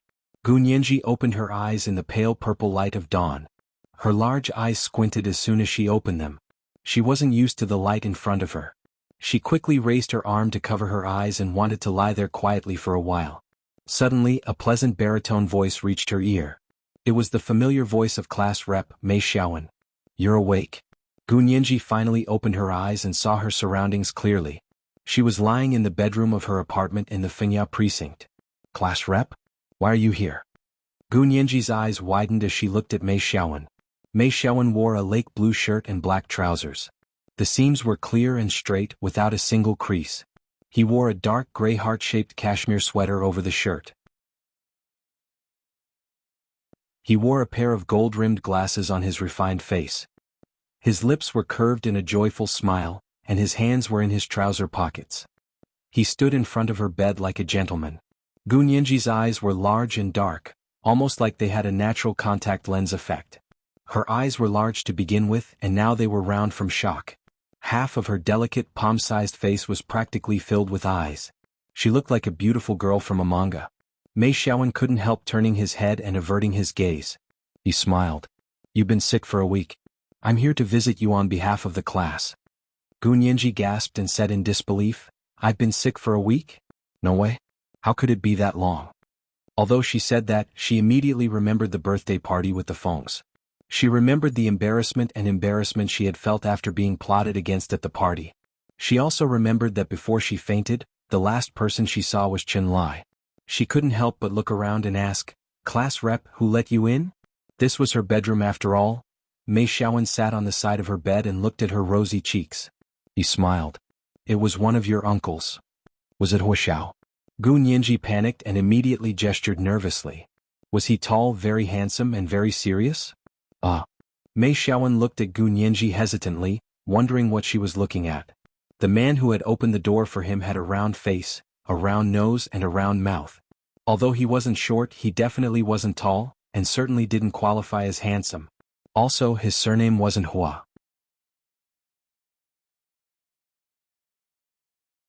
Chapter 22. Gu Nianji nodded softly, her mood suddenly relaxed. If it was Chun-Lai, then she would be relieved. She really didn't want Hua Xiao to know she had gotten into such embarrassing trouble. That's my brother Chin? Gu Nianji giggled as she explained, Where is he? He said he had something to do and just went out. Mei Xiaowen got up to pour her a glass of water. Are you thirsty? Gu Nianji licked her chapped lips and touched the glass with both hands, but didn't drink it. She thanked him with a smile. Please sit, class representative, I'm a guest, how could I ask you to serve me tea? Mei Xiaowen smiled, his elegant face filled with gentleness as he asked subtly, Nianji, so you live here? We thought. Everyone in the faculty knew Gu Nianji was an orphan and only had a distant uncle from an average family as her guardian. She also dressed normally. Although she was beautiful, the sharp eyes of the C University law students first focused on external things, such as the brands of her clothes, shoes, and bag as well as where she lived. Gu Nianji had always lived in the dorms. Gu Nianji had never used any branded goods and wasn't in the dorms during the weekends. Apparently, she was working part-time to supplement her studies. Everyone thought she came from a poor family and sympathized with her. Mei Xiaowen was also from an aristocratic family, and his family's status was higher than the Feng's. He could tell that Gu Nianji's penthouse in Fengyao precinct wasn't cheap. If she really was an orphan from an average family, she wouldn't be able to afford a place like this. The decor was elegant and understated. To a knowledgeable person, everything in the apartment was of high quality. Even Mei Xiaowen couldn't tell the origins of some of the items, but that didn't stop him from estimating their value. Gu Nianji cocked her head and smiled. She wasn't embarrassed at all and said crisply, "Oh, you mean this apartment? It's not mine, I'm helping someone look after the apartment. You know that, right?" "Look after the apartment?" Mei Xiaowen didn't quite understand. "Isn't it yours or your relatives?" If Gu Nianji's relative had a house like this, then her family background wouldn't be too bad. Gu Nianji quickly waved her hands. No, it's not my relative's house either. To be honest, this house belongs to someone else. They're overseas, but they don't want the house to be left empty, nor do they want to rent it out. So, they found someone they know to look after the house.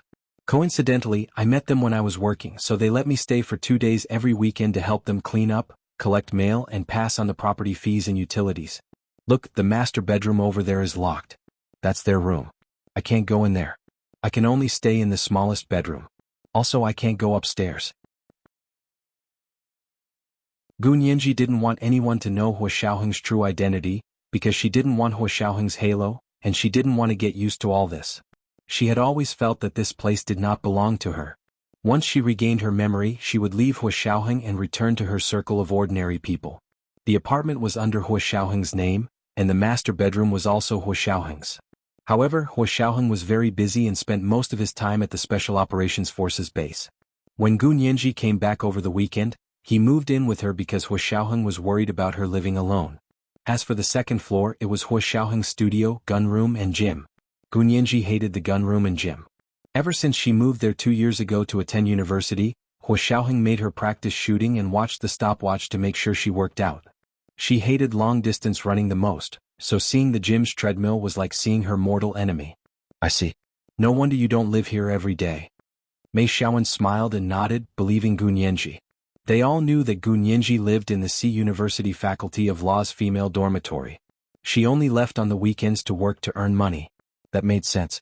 She took care of the apartment for people and cleaned it once a week. Gu Nianji nodded and smiled. That's right. She looked down at herself. She was no longer wearing the off-shoulder blue-purple organza evening gown. Instead, she was wearing her cherry blossom pink striped velvet Egyptian cotton pajamas with long sleeves and long pants. The collar was all buttoned up neatly. She immediately lifted the thin blanket and got out of bed. She changed the subject without batting an eyelid. "Class rep, I'm better now. Thank you for coming to see me." Mei Xiaowen finally remembered why he was there when he saw Gu Nianji was about to leave. He turned to look at Gu Nianji, who was grinning from ear to ear. He said worriedly, "Nianji, your graduate student interview? Graduate student interview? Oh no, how could I have forgotten about that?" Gu Nianji suddenly realized and slapped her forehead anxiously. She looked like she wanted to die. What should I do? What should I do? My interview. It had already been a week. She had long since missed the interview. As soon as she finished speaking, she heard the door lock click, and Chen Lai's round face popped in. He smiled and said, "Nianji, you're finally awake." He was surprised to see Gu Nianji jumping around in the bedroom. She was laughing, messing around, surprised and upset. She didn't look like a patient who had just woken up after being in a coma for more than a week. If Chen Lai hadn't personally taken care of Gu Nianji for a week, he would never have believed that Gu Nianji was a patient who had been in a coma for a week. "Brother Chen, it's really been a week?" Gu Nianji moved closer to him nervously.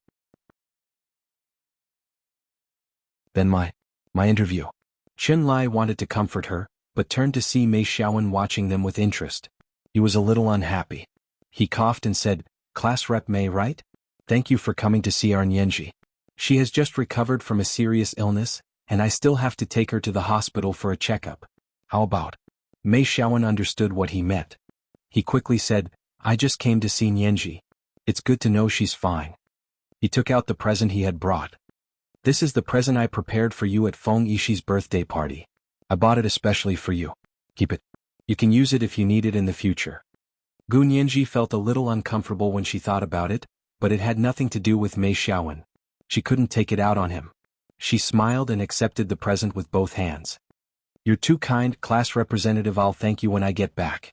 Mei Xiaowen looked at her and remembered how they had been laughing and joking at Feng Yishi's birthday party last Saturday. Now they were completely different people. He suddenly felt a little sad inside. "Oh, you still don't know, do you?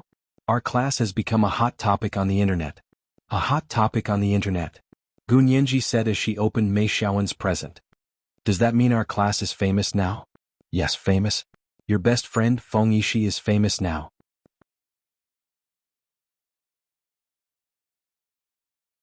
Chapter 23. Gun Yanji remembered that Feng Yishi had patted her on the shoulder before she had lost consciousness. That was how she had been affected. Although the pain on her shoulder wasn't obvious, she had felt it. She would never forget that unbearable feeling for the rest of her life. She had almost been completely destroyed by Feng Yishi. She also quickly remembered that she had missed the interview as the top student in the postgraduate entrance exam, so Feng Yishi must have gotten all the benefits. It was one thing that she hadn't immediately gone to the Fengs to get even with her, but now she wanted to be her best friend? She was innocent, but she wasn't stupid. Mei Xiaowen was silent for a while before saying, "That's true, Feng Yishi's reputation isn't good right now. It's best if you don't get involved with her so you don't get dragged into this mess." "Reputation isn't good? Didn't you say she's famous?" Gun Yanji blinked and looked back with a mischievous smile. "Class rep, I'm still young and uneducated. Don't lie to me." Mei Xiaowen was speechless. Chen Lai had been watching with great interest for a long time, then burst out laughing. "Our Yanji is young, but that doesn't mean she's uneducated, right? Class rep Mei?" Mei Xiaowen was shocked out of his wits by Gun Yanji's glance back at him. He looked down in a panic, not daring to look at Gun Yanji's limpid eyes again. He took out his phone and hesitated before summoning up the courage to hand it over. "Here, see for yourself." Gun Yanji took it and saw that Mei Xiaowen's phone screensaver was her photo. She blinked and didn't know how to react. She pretended not to see it and tried it before handing it back with a smile. "Class rep, I can't open it." Of course she couldn't open the fingerprint lock screen. Mei Xiaowen took it with a smile and pressed the home button. He entered his fingerprint to unlock the lock, then held Gun Yanji's hand and said gently, "Here, enter your fingerprint too.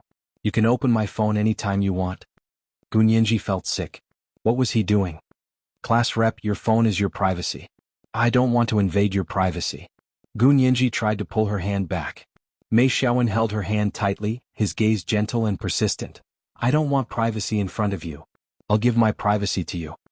No matter how innocent Gun Yanji was, she knew what had happened and panicked. She had never had a man confess to her like this in all her life. She didn't know how to respond, so she looked at Chen Lai for help. Chen Lai smiled at her and winked. He whistled and said, "Our little Yanji is going to have a boyfriend. Your Uncle Huo will be so happy when he finds out." Gun Yanji, Mei Xiaowen took this opportunity to enter her fingerprint into his phone and use it as one of the lock screen passwords. Then he opened his Weibo and searched for Feng Yishi-related topics for her to see. Gun Yanji felt her face burn and her mind was a mess. However, when she saw the trending topic on Weibo related to Feng Yishi, her attention was immediately drawn to it. The corners of Gun Yanji's mouth twitched as she skimmed through it. So that's how it is. She really became an internet celebrity. Gun Yanji knew how much Feng Yishi despised internet celebrities. Every time she mentioned them, she would look at them with disdain. For the past 2 years, Gun Yanji had been number 1, and Feng Yishi had been number 2. Although Feng Yishi hadn't explicitly expressed it, Gun Yanji could sense that Feng Yishi was jealous of her. However, women were petty, and it was normal for competitors to be jealous of each other. Gun Yanji hadn't paid it much attention, so she hadn't expected Feng Yishi to actually use her jealousy to frame her. Mei Xiaowen sighed softly. She really doesn't have any self-respect. How could she touch something like that? No wonder she ended up in such a mess. Not only was she expelled, but she was also sentenced. I heard she's going to be in re-education for a year. Gun Yanji returned the phone to Mei Xiaowen and smiled. She was secretly pleased. "Class rep," she asked for it. "I told you I'm not good enough for her to begin with. Don't ever say she's my best friend. She's always been the one saying it, I've never acknowledged it." Mei Xiaowen nodded. "I know, I'll be on your side from now on." He paused. "What about me? Am I your best friend?" "Class rep is the best friend of everyone in our class." Gun Yanji had finally found a suitable excuse and was happy to hear it. Mei Xiaowen put his hands in his trouser pockets and laughed. Don't be in such a hurry to give me the good guy card. I don't just want to be your best friend. Class rep sure knows how to joke. Gu Nianji had already opened Mei Xiaowen's gift box. Inside was a light green fishtail evening gown from Valentino. Class rep, this gift is too expensive. I can't accept it. Gu Nianji looked at the brand and quickly folded it back into the box before handing it back to Mei Xiaowen. It's fine, it's not expensive. I can still afford it. Mei Xiaowen insisted on not taking it back. If you don't want it, I'll just throw it in the trash. Gu Nianji was speechless. Qin Lai narrowed his eyes at it and chuckled. That's true, an out-of-season dress should only be thrown in the trash. Mei Xiaowen glanced at Qin Lai in surprise. To be able to tell at a glance that this evening gown was out of season, this person had good taste. Gu Nianji couldn't take it back since Qin Lai had put it that way. She could only smile and say, it's a pretty evening gown and from such a good brand. It would be a waste to throw it in the trash. I know class rep said that on purpose. If that's the case, then I'll accept it. When she graduated, she would give him a gift that was worth as much as this evening gown. Qin Lai had already opened the bedroom door and was smiling at Mei Xiaowen, as if he was seeing him out. Mei Xiaowen couldn't stay any longer and asked reluctantly, Nianji, when are you going back to class? He continued, don't worry about the graduate student interview. Feng Yishi was supposed to have the best results, but something happened to her, so Professor He won't accept her anymore. You still have a chance. Gu Nianji walked Mei Xiaowen out and said self-deprecatingly, I dropped the ball at a critical moment, what chance do I have?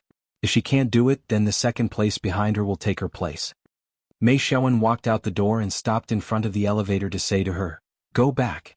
Feng Yishi was the only one who had passed the interview that day. Everyone else had already been rejected.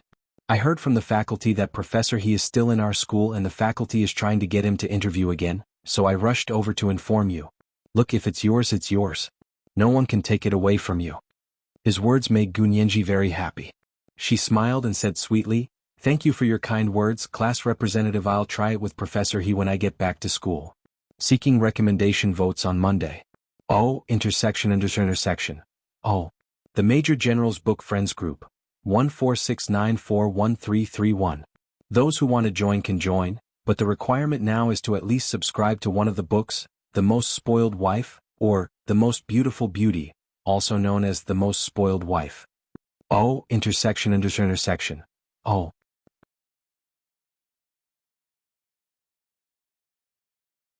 Chapter 24. After sending Mei Xiaowen off, Gu Nianji realized her face was sore from all the smiling. Rubbing her cheeks, she rolled her eyes at Qin Lai. Brother Qin, you were so mean just now. Qin Lai took out his equipment and pulled her over for a checkup, smiling as he said, how was I mean? It's normal for a gentleman to pursue a fair and graceful lady. Our Nianji is so pretty, smart and capable, it would be strange if no one pursued her. I'm not as good as Brother Qin makes me out to be. Gu Nianji sat in front of Qin Lai and watched as he connected all sorts of equipment to her head, heart and arm. All that was left was a full-body CT scan. Qin Lai stared at the data on the equipment and asked her, do you feel uncomfortable anywhere? Dizzy? Weak legs? Blurry vision? Gu Nianji shook her head. No, I don't feel dizzy, my legs aren't weak and my vision is normal. Qin Lai nodded and rubbed his chin with one hand, wondering what Gu Nianji was up to. According to the data he knew, anyone who was infected with H3Ob7 would feel like they were peeling off a layer of skin. It was like overdrawing one's life to do it. The person's body would be weak for a while after the deed was done. But Gu Nianji's body indicators showed she was very healthy and had no problems at all. Qin Lai had Gu Nianji's annual physical examination data. It had started 6 years ago and had been done once a year.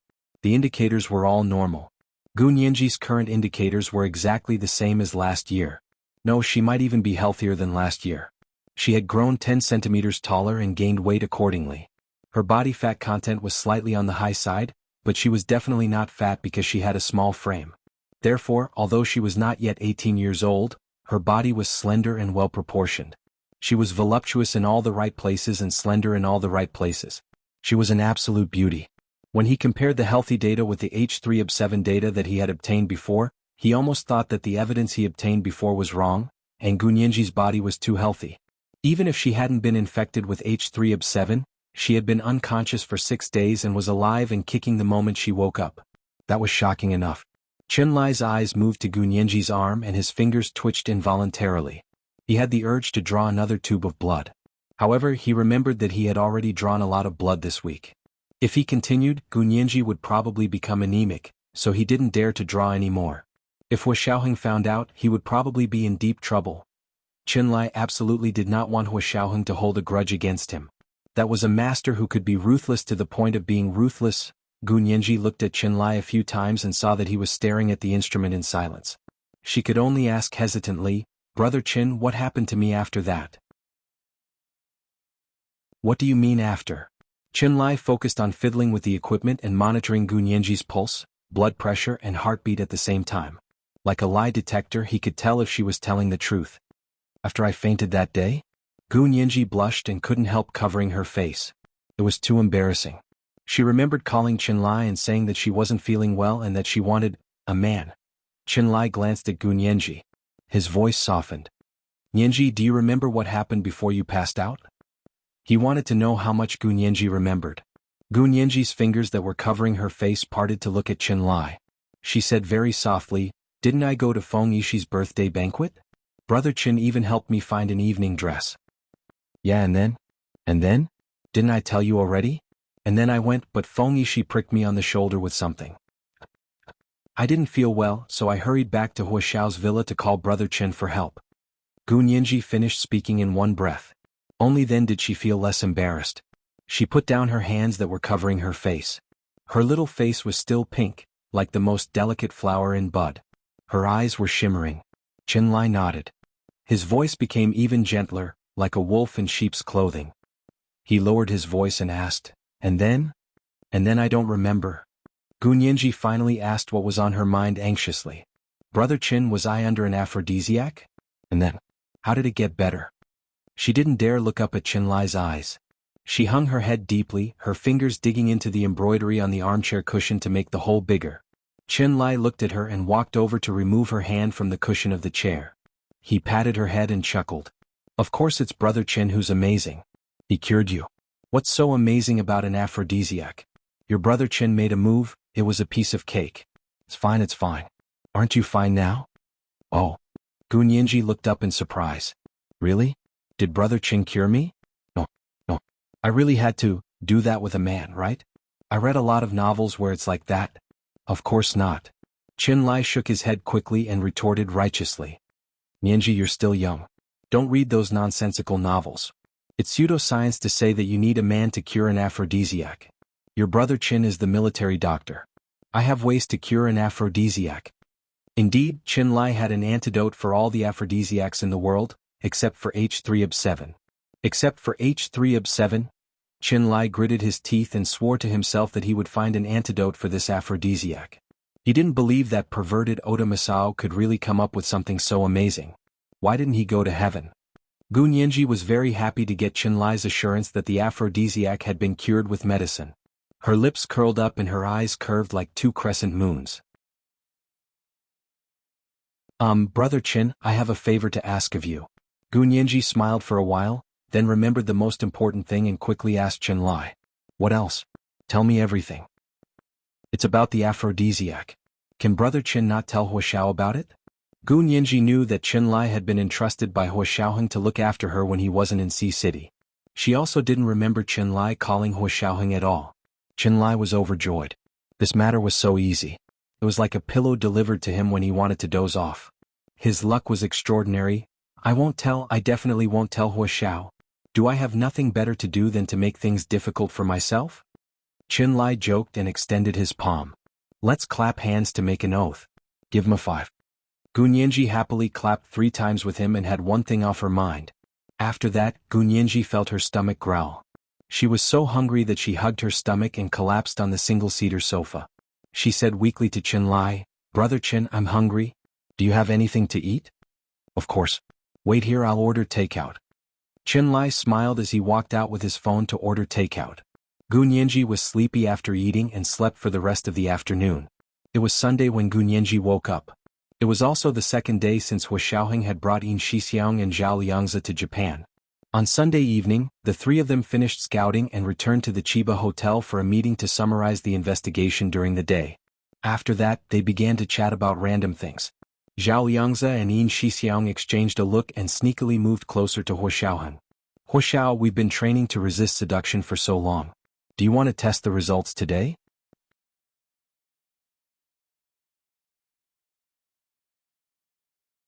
Chapter 25. Huo Xiaoheng glanced at them and put his phone back into his pocket. Test? Oh. Hehe, of course we're going to test the famous Japanese TV actresses. Zhao Liangzi and Yin Shixiang rubbed their hands together and winked. If we don't test the Japanese TV actresses, how will we know how good we are at resisting seduction? Besides, it's just a test, we don't have to actually do it. Their goal was to watch a Japanese TV actress's reality show, right? Huo Xiaoheng ignored them and walked to the window with a cup of tea to look at the night sky. The night view of Tokyo was still very beautiful. The lights in the high-rise buildings were like pearls that flickered and flickered, reflecting off the stars in the dark blue night sky, brewing a quiet and peaceful scene. Zhao Liangzi and Yin Shixiang were disappointed when Huo Xiaoheng didn't say anything. The two of them sighed, each holding a cup of coffee as they sat on the sofa and muttered. Big Xiong, have you ever had a woman? I don't even have a girlfriend. Where would I get a woman? Yin Shixiang spat. What about you? Didn't you go after a female officer in District 3? What was her name? Don't say it. Not only did I not get her, I almost got beaten up. Zhao Liangzi shook his head listlessly. Her suitors could line up from District 3 to District 4. How could I get her? She's that good? I think she's just SOSO. Yin Shixiang rubbed the back of his head and said with melancholy, what does it feel like to do it with a woman? If we keep resisting like this, do you think we'll end up with impotence? What about having children in the future? I'm the only child in my family for 5 generations. Huo Xiaoheng finally turned around and walked over from the window. He put down the cup of tea in his hand and said dryly, I won't be impotent. You guys are overthinking it. How am I overthinking it? Huo Xiao, you've experienced that kind of anti-seduction training. Are you really not worried about impotence? Or premature ejaculation? Huo Xiaoheng looked down and lit a cigarette to take a drag. He said dryly, can't you be more ambitious? Isn't it embarrassing to think about women all the time? It's getting late. Go to bed early. We'll take action early tomorrow. Mr. Hua, you have no right to speak on this issue. Zhao Liangzi boldly fought for the right to have proper sex. You've never tried it, so how do you know we're overthinking it? Besides, who thinks about women all the time? Now that I'm in Japan, it's convenient. How do you know I haven't tried? Huo Xiaoheng lowered his head and flicked the ash off his cigarette. He turned around and went back to his room. His handsome and cold face, which was like an ice sculpture, actually seemed to be melting. Zhao Liangzi and Yin Shixiang's eyes almost popped out of their sockets. They shouted from behind him, Mr. Hua, when did you lose your virginity? Why didn't we know about it? As Major General Hua's personal secretary, it was a great dereliction of duty not to pay attention to the Major General's milestone private life. Bad review. Huo Xiaoheng ignored the 2 personal secretaries and calmly returned to his room. He took out his phone and subconsciously dialed a number. Hello. Who is this? Gu Nianji's sweet and delicate voice came from the other end. Huo Xiaoheng didn't expect Gu Nianji to actually be awake. He composed himself and asked in a low voice, What are you doing? Gu Nianji was running on the treadmill in the gym and listening to music with her headphones on. When she heard the call, she immediately picked it up and heard Huo Xiaoheng's deep and magnetic voice. She was instantly overjoyed and smiled. I'm working out. Then she complained coquettishly, I've gained weight again. I need to lose weight. You're not fat. It's better to be fuller, Huo Xiaoheng said casually with a cigarette in his hand. As soon as he said that, both of them fell silent. Gu Nianji, Huo Xiaoheng was the first to react. He smoked unnaturally and blew out a white smoke ring. It lingered in front of his eyes as he asked calmly, Little darling, is that you? Gu Nianji was speechless and spat internally. She drawled, Huo Xiaoheng, I'm Nianji Gu Nianji. Did you get the wrong person? She had been with Huo Xiaoheng for 6 years and had never heard him call anyone little darling so affectionately. Huo Xiaoheng grunted and put out the cigarette in the ashtray on the bedside table. His voice was cold and low. Wrong number. Go to bed early. Then he hung up the phone. Gu Nianji thought to herself as she jogged. Did Huo Xiaoheng have a girlfriend? Should she ask Chen Lai about it? Huo Xiaoheng felt a bit warm after the call. He changed into his sportswear and went to the hotel gym. It was already late at night, so there weren't many people in the gym. A few Japanese men in tights were gathered together and chattering. Their expressions were exaggerated, and their tone of speech was also very fast. When they saw Hua Xiaoheng walk in, it was obvious he wasn't Japanese. They thought he didn't understand Japanese, so they didn't hold back and continued to talk about private topics without restraint. Men's bra has been very comfortable lately. I feel uneasy when I go out today. Yes, I don't feel safe when I don't wear a bra every day. Hua Xiaoheng didn't know much Japanese, but his Bluetooth headset had an instant translation function, so he could clearly hear the Japanese men talking about men's bras. He was speechless. He walked to the treadmill with a straight face and started running. Major General Hua, with his long legs and wide shoulders, ran like a leopard. His powerful masculinity radiated throughout the gym. A few Japanese women who had just come in to work out couldn't help but look over. The other Japanese men who were talking about men's bras couldn't stand it anymore and mocked them sourly. Run so fast. Why don't you go to the Olympics? So fast. That's right. What are you pulling for? Hua Xiaoheng turned a deaf ear to them and finished running. He stepped off the treadmill and picked up one of the jealous Japanese men with one hand. He placed him on the treadmill and tied the man's arm to the handle of the treadmill. Then he switched to the fastest speed and patted the man on the shoulder. He said in a low voice, "Good luck." The treadmill started running quickly. The Japanese man was immediately forced to run with him, wailing like a ghost. The running treadmill made him out of breath, but his arm was firmly tied to the treadmill. He couldn't break free, so he could only scream like a pig being slaughtered, "Help! Help! Help! Help!" Hearing someone crying for help, the gym's security guards rushed in and rescued the Japanese man with great difficulty. However, the man had already fainted. Hua Xiaoheng had already left the gym without looking back and returned to his room. He had just taken a shower when his phone rang. He picked it up and saw it was Chen Lai.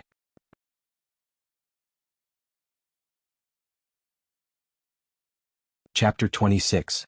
Mr. Hua, Nianji's awake. Do you want to talk to her? Chen Lai didn't want Hua Xiaoheng to destroy all the data related to Gu Nianji like last time.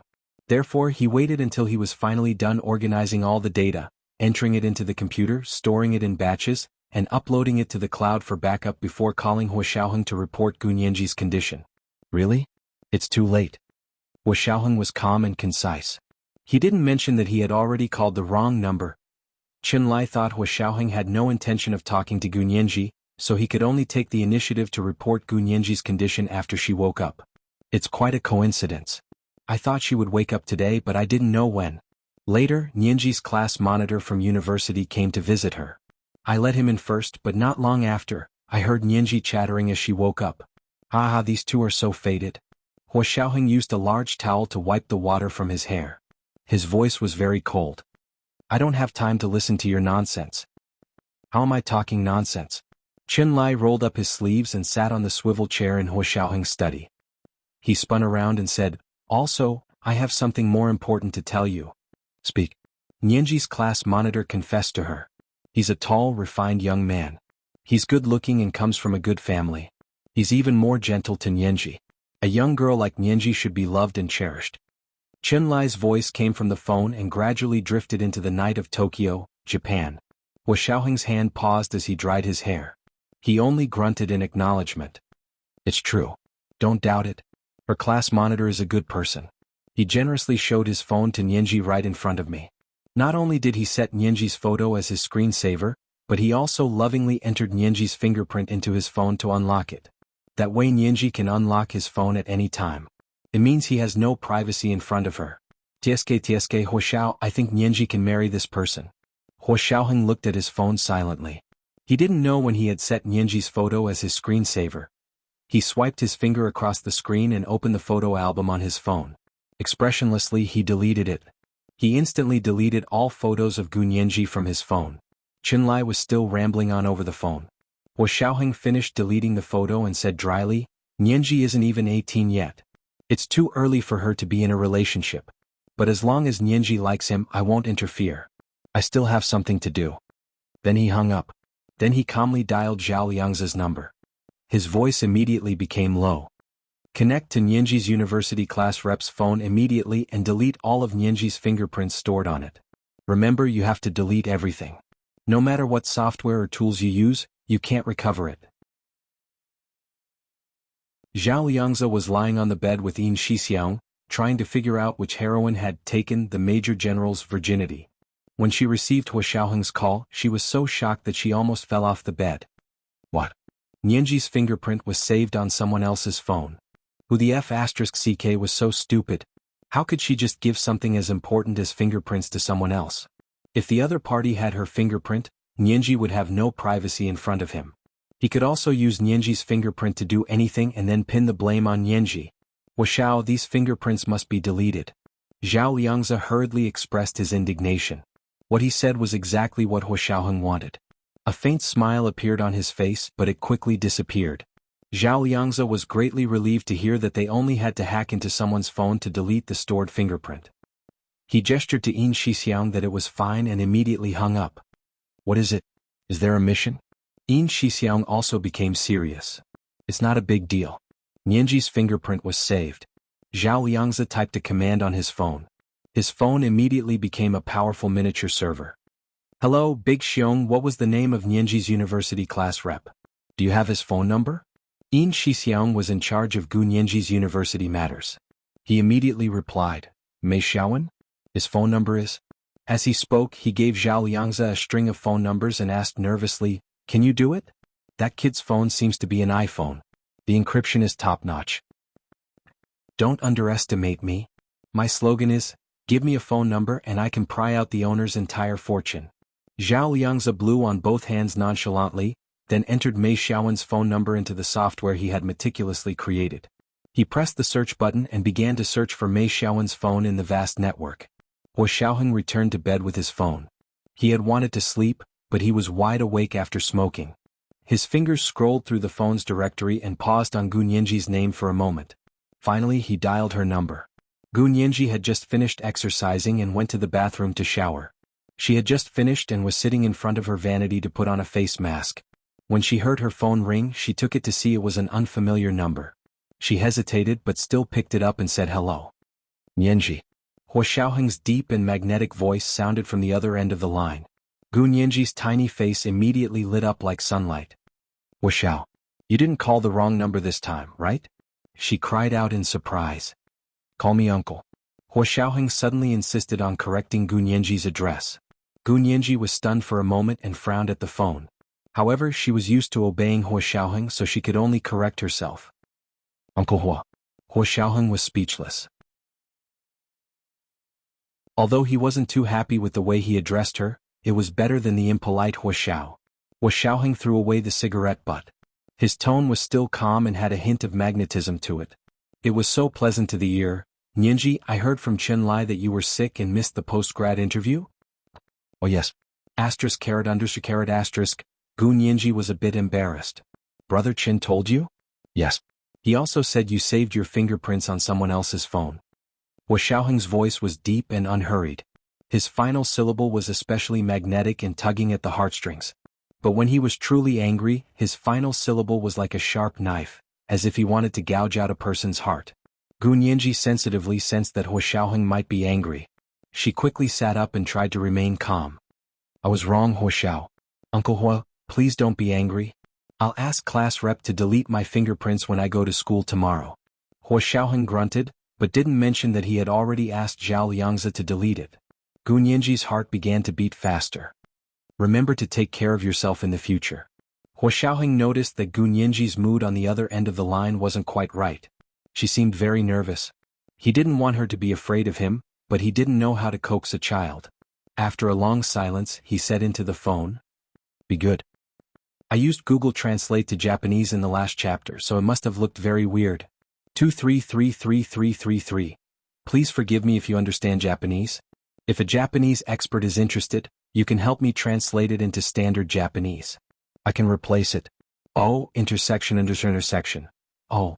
Also, as long as everyone knows what kind of actress I'm referring to, it'll be fine. If I add those two special letters, my novel will be directly blocked. The first chapter of my novel was blocked by the website because of those two letters. It didn't pass the review and I almost couldn't write it. Also, please recommend me.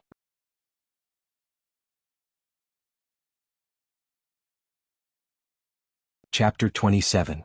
Gu Nianji stared at the phone for a long time before coughing and muttering. Uncle Hua, it's Nianji? Had he mistaken her for someone else again? Okay, sleep early. Hua Xiaoheng hung up and could finally sleep peacefully. Early the next morning Zhao Liangzi and Yin Shixiang checked out of the Chiba Hotel, picked up their backpacks and split up. Hua Xiaoheng went to Tokyo Imperial University Hospital. Zhao Liangzi went directly to Tokyo Airport to make arrangements. Yin Shixiang went to Shinjuku Gyoen to keep an eye on Oda Masao, in case he suddenly returned to the lab and ruined their plans. Today was Tokyo's Cherry Blossom Day. Meteorologists predicted that the cherry blossoms at Shinjuku Gyoen would bloom the most. Although it was a Monday, there were still many Japanese who went to Shinjuku Gyoen early in the morning to see the cherry blossoms. Many beautiful cherry trees had been covered with cushions, and groups of Japanese people with their families were sitting around. Yin Shixiang had specifically tagged along with a tour group to Shinjuku Gyoen. All three of them had undergone special training to disguise themselves when they were out on missions. Right now, in the eyes of outsiders, Yin Shixiang was just an ordinary tourist from the empire who wore sunglasses, a hunched back, and a silly little red hat that was commonly worn by tour groups. According to the information they had received, Oda Masao was coming to Shinjuku Gyoen to see the cherry blossoms. He was a scholar obsessed with biomedicine, almost as obsessed as Qinlai. He was even more of a homebody than Qinlai, spending almost all of his time in the lab. He had no family, no relatives, no friends, only his own instruments and data. His greatest interest was to come to Shinjuku Gyoen to see the cherry blossoms once a year. Hua Xiaoheng had gone to Tokyo Imperial University Hospital yesterday and discovered that Oda Masao's lab did not have a special security system. It would not be difficult to sneak in, but the biggest problem was Oda Masao himself. Because he lived in his laboratory 24 hours a day. They had thought of all sorts of ways to break in, but could not find a way to do so without alerting Oda Masao. Then they discovered that Oda Masao would be leaving his lab the next day to go to Shinjuku Gyoen to see the cherry blossoms. God was on their side. They returned to the hotel to discuss the matter and split up the next day. When Yin Shixiang arrived at Shinjuku Gyoen, Hua Xiaoheng had also arrived at Tokyo Imperial University Hospital. Mr. Hua, I saw Oda Masao. He's sitting under the cherry blossom tree with his graduate students. Yin Shixiang wore headphones and talked as he walked as if he was listening to music. He was dressed exactly like countless tourists. Hua Xiaoheng had just walked out of the small room next to Oda Masao's laboratory. He had changed into a white lab coat and was wearing custom-made black-rimmed glasses and a light blue surgical mask. The lab key card that Zhao Liangzi had prepared for him hung around his neck. Last night, Zhao Liangzi had successfully infiltrated Oda Masao's laboratory system and obtained a barcode for Hua Xiaoheng's access card. Of course, they did not find any experimental data related to H3ob7 in the laboratory's intranet. Qinlai had warned them about this a long time ago, because he had been particularly envious of the experimental data on that thing. However, no matter how hard he tried, all he could get his hands on were bits and pieces of Oda Masao's research published in some authoritative academic journals. Like them, Oda Masao did not believe in the security of the internet. That was why he kept his most important documents on paper and never uploaded them to the internet. This time, Hua Xiaoheng had decided to come to Japan because Guanyenji had fallen for it. He wanted to get his hands on all the data and formula for H3ob7 just in case. Hua Xiaoheng's attire was inconspicuous as he walked along the corridor of the laboratory. He was surrounded by people dressed similarly because Oda Masao's laboratory was located in the same building as the surgical clinic of Imperial University Hospital. After turning a corner, Oda Masao's plain and unadorned laboratory door was right in front of him. No matter how he looked at it, it did not look like a valuable laboratory. However, one could not judge a book by its cover. Who knew if he was deliberately trying to fool others? Hiding in the city was also a very clever camouflage. There was no one else around the laboratory. Hua Xiaoheng took out his access card and swiped it. As soon as he entered, he locked the door and tapped the intercom 5 times. Zhao Liangzi, who was on the other end of the line, understood that Hua Xiaoheng had entered and immediately took over the surveillance system in Oda Masao's laboratory. Oda Masao's laboratory data was not connected to the internet, but his laboratory's power supply, central air conditioning and surveillance cameras were connected to the internet. They were all managed by Imperial University Hospital's electrical system and security department. Hua Xiaoheng's intercom quickly responded with 3 long beeps and 1 short beeps, indicating that Zhao Liangzi had successfully taken over the surveillance cameras. Without the surveillance cameras and no one else in the laboratory, Hua Xiaoheng was free to search for relevant data.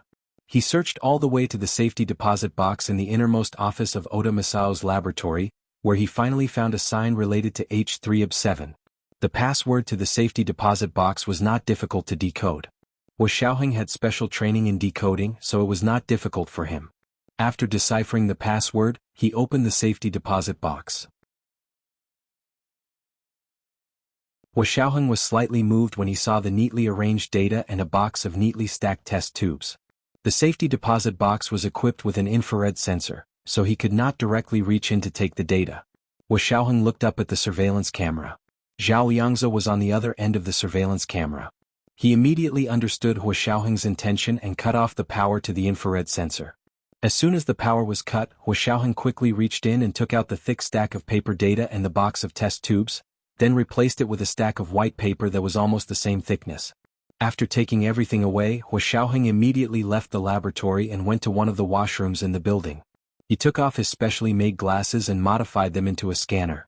He began to quickly scan all the data, and at the same time, sent it directly to Chen Lai's office at the Sea City military base through the Empire's private encrypted satellite. Zhao Liangzi took advantage of this opportunity to quickly switch back to the surveillance camera. The hospital's security monitor was still showing a clean, undisturbed laboratory. Chen Lai had just returned to his office at the Empire's Sea City Special Operations Forces base. He turned on his work computer and immediately found several important encrypted files in the process of being transferred. He accepted them and casually opened the first file. After reading a few pages, his entire body suddenly froze. Sweat poured down his face and his round eyes were filled with terror. He took out his phone like a madman and dialed Wu Xiaoheng's private military number with a trembling voice. By the time Wu Xiaoheng received Chen Lai's call, the scan was almost complete. He carefully packed the box of test tubes in a heat-insulated lead box and put it in his backpack. He asked, "What's up?" "I just looked at the data you sent. H3ob7. H3ob7, it's not an aphrodisiac, it's obviously a virus." Wu Xiaoheng's hand froze. "What did you say? Say it again." His voice was slow and low, like a heavy metal sinking step by step into the deep sea. It was suffocating. "I haven't looked at it in detail, but I'm very sure that this is not an ordinary aphrodisiac. Its chemical structure is basically a virus that kills without leaving a trace." Chen Lai's face was dark as he said each word clearly.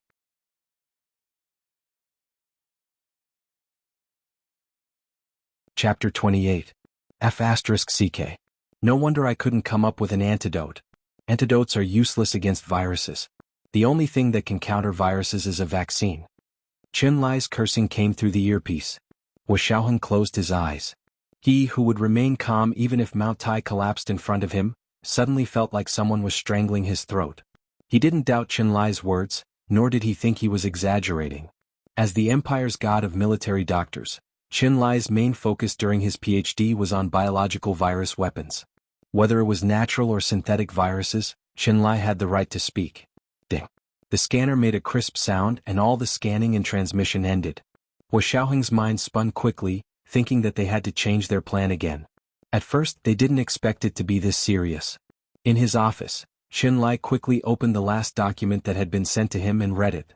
With the help of the computer's automatic translation software, he had already skimmed through the last set of data. As soon as he finished reading, his already pale face turned even paler, and even his lips lost their color. He panted and said to Wu Xiaoheng, "The effects of this virus are amazing.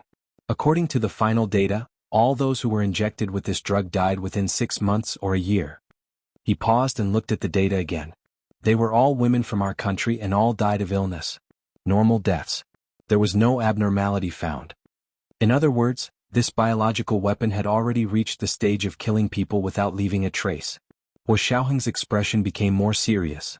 He disassembled the scanner and put it back on. He asked in a low voice, "Then why is it said that H3ob7 is a top-notch aphrodisiac?" Aphrodisiac is probably a side effect of this virus research. This kind of thing is very common in the history of drug development. The famous little blue pill called Viagra was originally developed to treat angina pectoris. In the end, it was discovered by researchers that it was unique in its ability to strengthen one's sex drive. It was especially effective, even better than angina pectoris. Therefore, that medicine became the Viagra that everyone is familiar with. Chen Lai explained briefly to Wu Xiaoheng, "I'm guessing that this H3ob7 is similar to the research and development of Viagra." That's why everyone is familiar with its side effects, and it also played a very good role in the clinical trials of this virus reagent. This time, it was also a coincidence that this huge conspiracy was exposed in advance. Qinlai broke out in a cold sweat just thinking about it. Although he was interested in H3ob7 in the past, people in the industry thought that it was an aphrodisiac. Not many people paid attention to it because it was something that could not be shown in public. Even Qinlai himself was mostly curious, so he didn't really use any means to search for all the data. If Gu Nianji hadn't been caught in the trap, Hua Xiaoheng, a top figure in the Special Operations Forces, wouldn't have taken the time to come to Japan personally to get the raw data from Oda Masao. If they did not obtain the full set of original data, they would never know that someone had already gone so far with the special virus that targeted the people of the empire.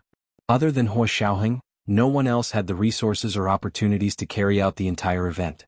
Although it seemed that only 3 people had appeared, there were already thousands of supporters behind them. On the other end of the line, Hua Xiaoheng did not speak for a long time. Qinlai panicked and shouted, "Hua Xiao! Listen up, that's a virus. What are the characteristics of a virus? It's an endless encroachment and destruction, until the physical body is obliterated. If we can't find the antidote and create a vaccine, not only will Nianji's life be in danger, but all the women in the empire will be targeted by this special virus." At that moment, Hua Xiaoheng's heart felt like it was being pulled on a steel wire and pulled in a full circle. "I'll get you all the data and the original strain of the virus. Can you create a vaccine?" Theoretically, no problem. Hua Xiaoheng had already hung up before Qinlai could finish. In that instant he made his decision. Considering Oda Masao's hidden identity and status, the Japanese military's determination to get their hands on H3ob7, and the CIA and British MI5's frequent attempts to recruit Oda Masao, Hua Xiaoheng concluded that Oda Masao had an irreplaceable role in the experimental development of this special virus. In the field of advanced technology, the most important thing was always a person with a special skill. The loss of a high-tech talent could cause an industry to regress by 50 years or be completely cut off. As long as Qinlai could develop a vaccine, there was no need for Oda Masao to remain. Hua Xiaoheng calmly ordered Yin Shixiang into the intercom. "The situation has changed. The target must be eliminated." Yin Shixiang was lazily leaning against a cherry blossom tree with an oil paper umbrella in his hand, having lunch.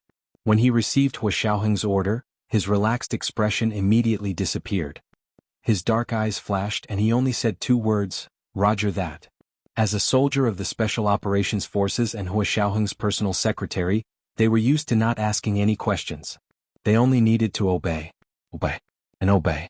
Obedience was a soldier's duty. The tree in front of them was full of pale pink cherry blossoms. They clustered around the branches like clouds of snow. A gentle breeze blew, and Shinjuku Gyoen looked like it was raining cherry blossoms. Under the bright sun, the blue sky and white clouds became the most beautiful backdrop. The Japanese, who loved cherry blossoms, couldn't help but dance around the cherry blossom trees. The melodious music complemented the fluttering petals. It was a beautiful sight. Yin Shixiang, however, didn't relax at all. Hua Xiaoheng had suddenly ordered Oda Masao to be eliminated. It looked like there was a big problem somewhere. Yin Shixiang put away the oil paper umbrella in his hand and slowly touched it from the tip all the way to the handle. In this brief moment, he had already placed a highly toxic substance specially made by the Empire on the tip of the oil paper umbrella. This substance was colorless and odorless. As long as it was inserted into the body, it would circulate to the heart and immediately cause sudden death. No amount of nitroglycerin would help. He bent over, stood up with the umbrella in his hand and slowly walked forward. Oda Masao was singing and dancing under the cherry blossom tree with his graduate students. They were having a great time. This was the most exciting and emotional moment of the year for him. The atmosphere in Shinjuku Gyoen was getting more and more enthusiastic. There were more people singing and dancing and the crowd was getting crowded. Among the people singing and dancing under another tree, a few of them took too big a step and accidentally tripped over a hole in the ground, falling forward. Their fall pushed Yin Shixiang, who was passing by, forward. Yin Shixiang took advantage of the situation and staggered forward to Oda Masao, who was dancing with his legs crossed. He silently lifted the oil paper umbrella that he was holding like a walking stick and lightly pricked Oda Masao's calf.